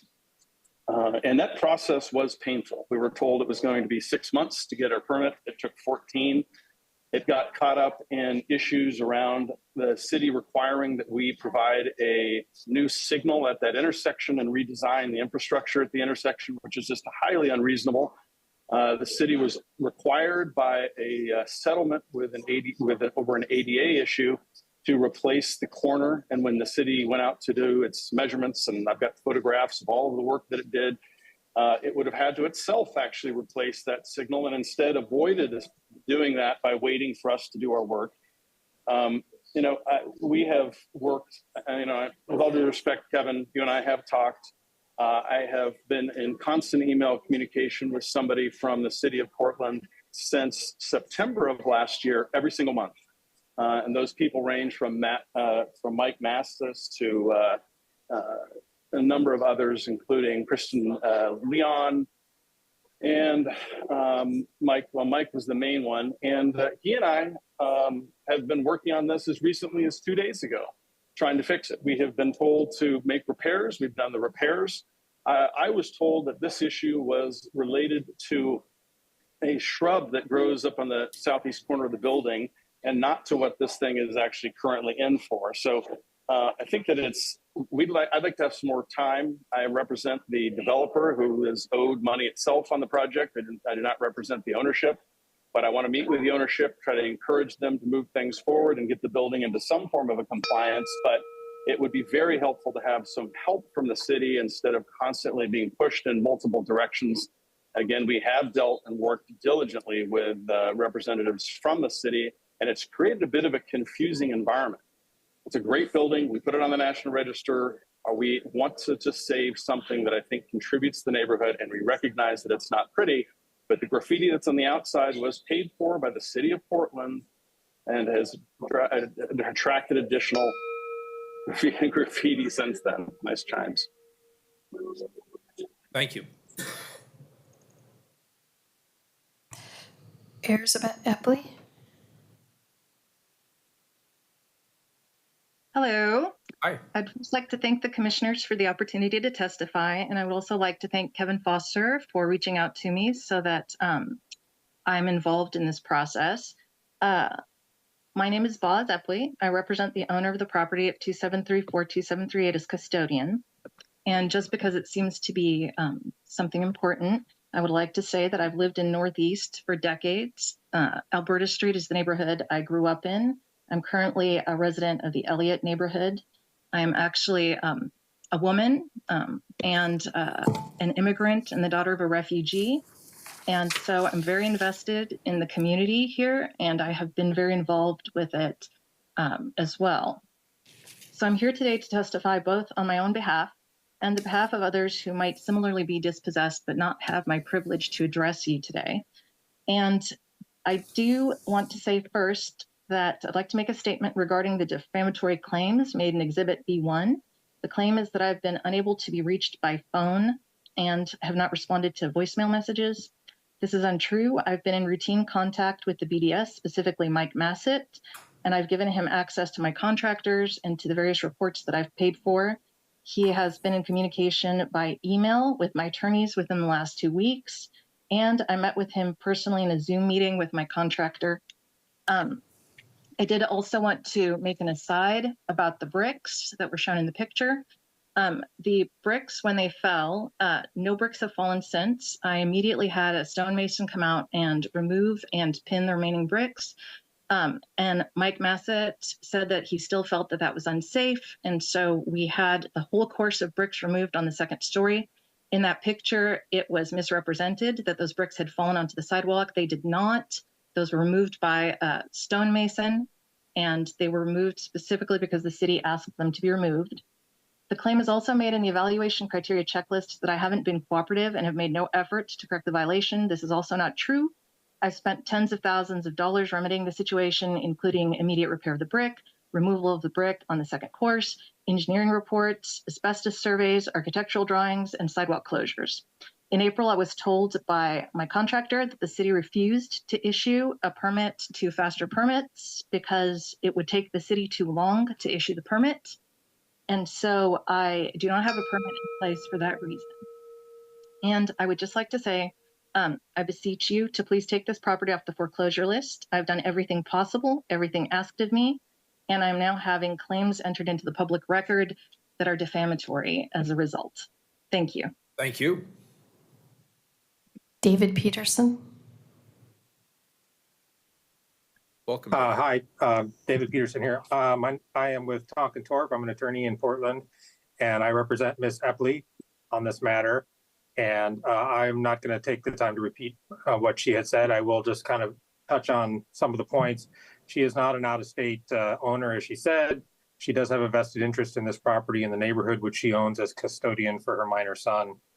I can represent certainly that she has been engaged with the city since at least May of 2023 when they started code enforcement proceedings against this property.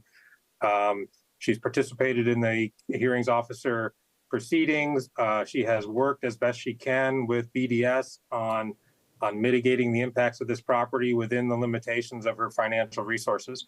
And really that has been the struggle here, is that she has just not had the financial resources to invest in the work and things that have been needed on the schedule that the BDS has sought. So I do think it is somewhat misleading for Mr. Foster to suggest that this owner hasn't been non-responsive when she has in fact been participating quite actively with the BDS throughout the code enforcement proceedings. That said, what's going to be the next step here? Ms. Epley is on the verge of closing the sale of another property. We're hopeful that it's going to close tomorrow, which is going to generate funds that she's going to have available to invest in this property that she has not had available before. So we would ask that the council at least delay any foreclosure proceedings for another 30 to 60 days, because I think you will see that she will be able to address the issues. She will have the resources to address the issues that she hasn't previously had until this time. So fingers crossed that this transaction is going to close tomorrow. It looks like it will. And that's where we stand. I'm happy to answer any questions. Thank you, David. Mm-hmm. The final testifier was a duplicate. That concludes testimony. All right, very good. Colleagues, any further questions before we move these along? Commissioner Rubio, then Commissioner Mapps. I'd like to invite Mike Leafield to come up and specifically respond to some of the issues that were raised in testimony.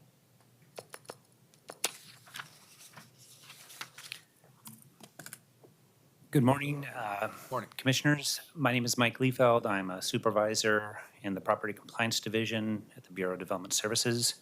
My team is working on both enforcement cases for Northeast Alberta and Northeast Gordon, or Northeast Broadway and 33rd.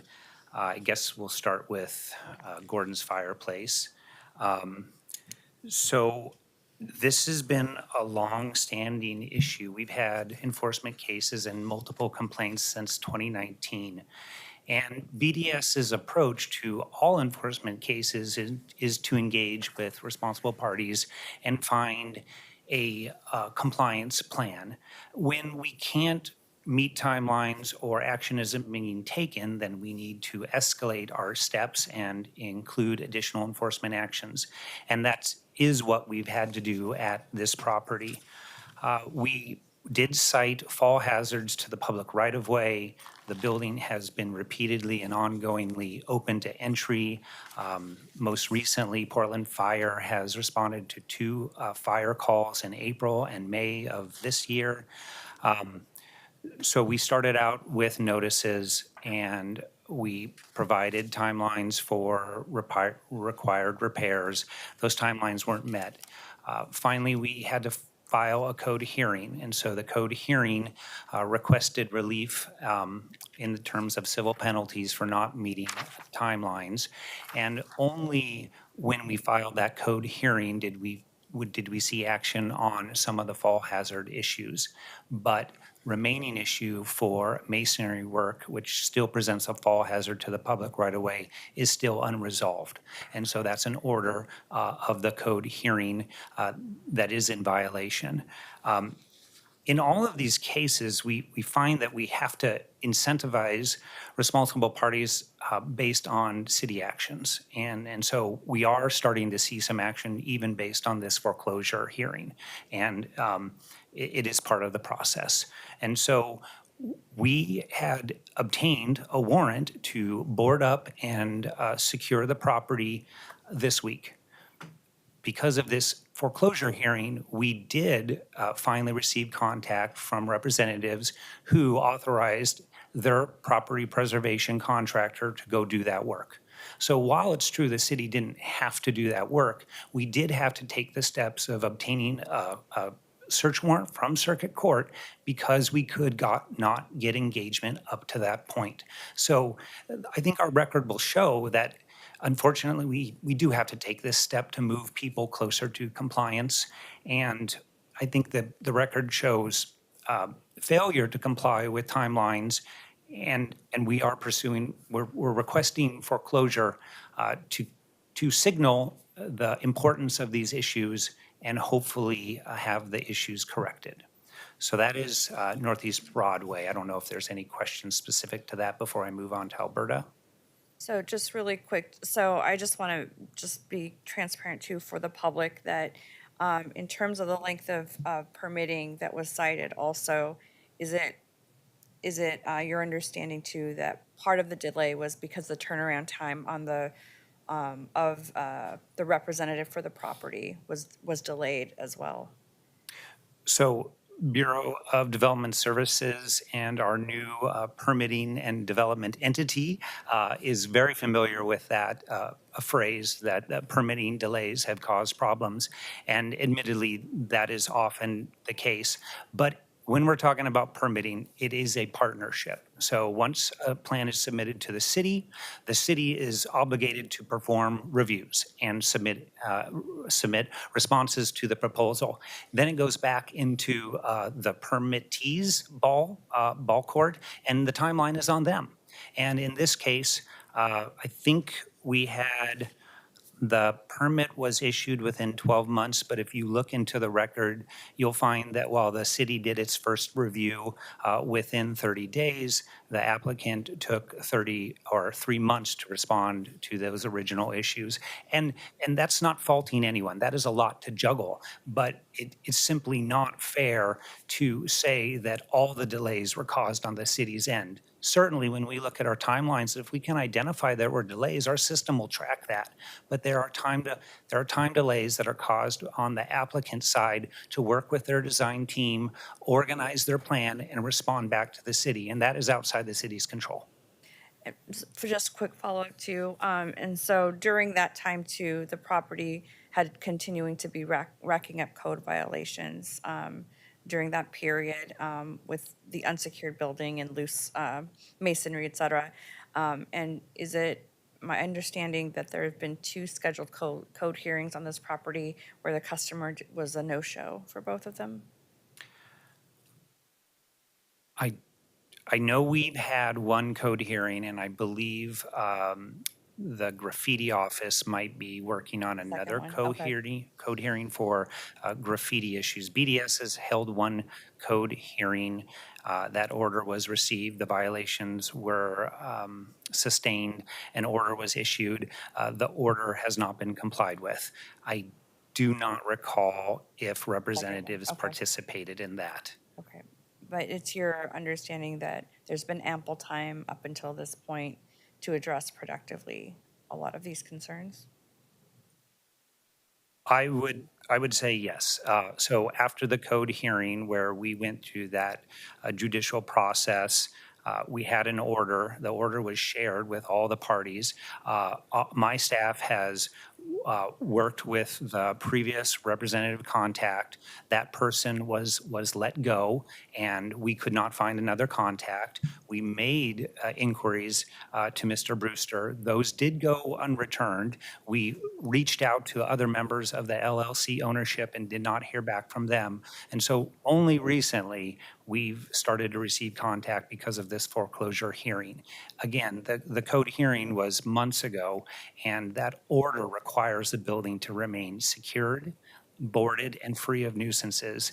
And because that wasn't done, we had to obtain a search warrant, and we were prepared to do that work. It only got taken care of this week because of this foreclosure hearing. Okay. Thank you for that information and for all that work. Thank you. Welcome. Commissioner Mapps, did you have a question? All right, very good. Any further questions? All right, item number 481, item 482, 483, 485, 487, and 488 as amended are first readings. They all move to second reading. Thank you.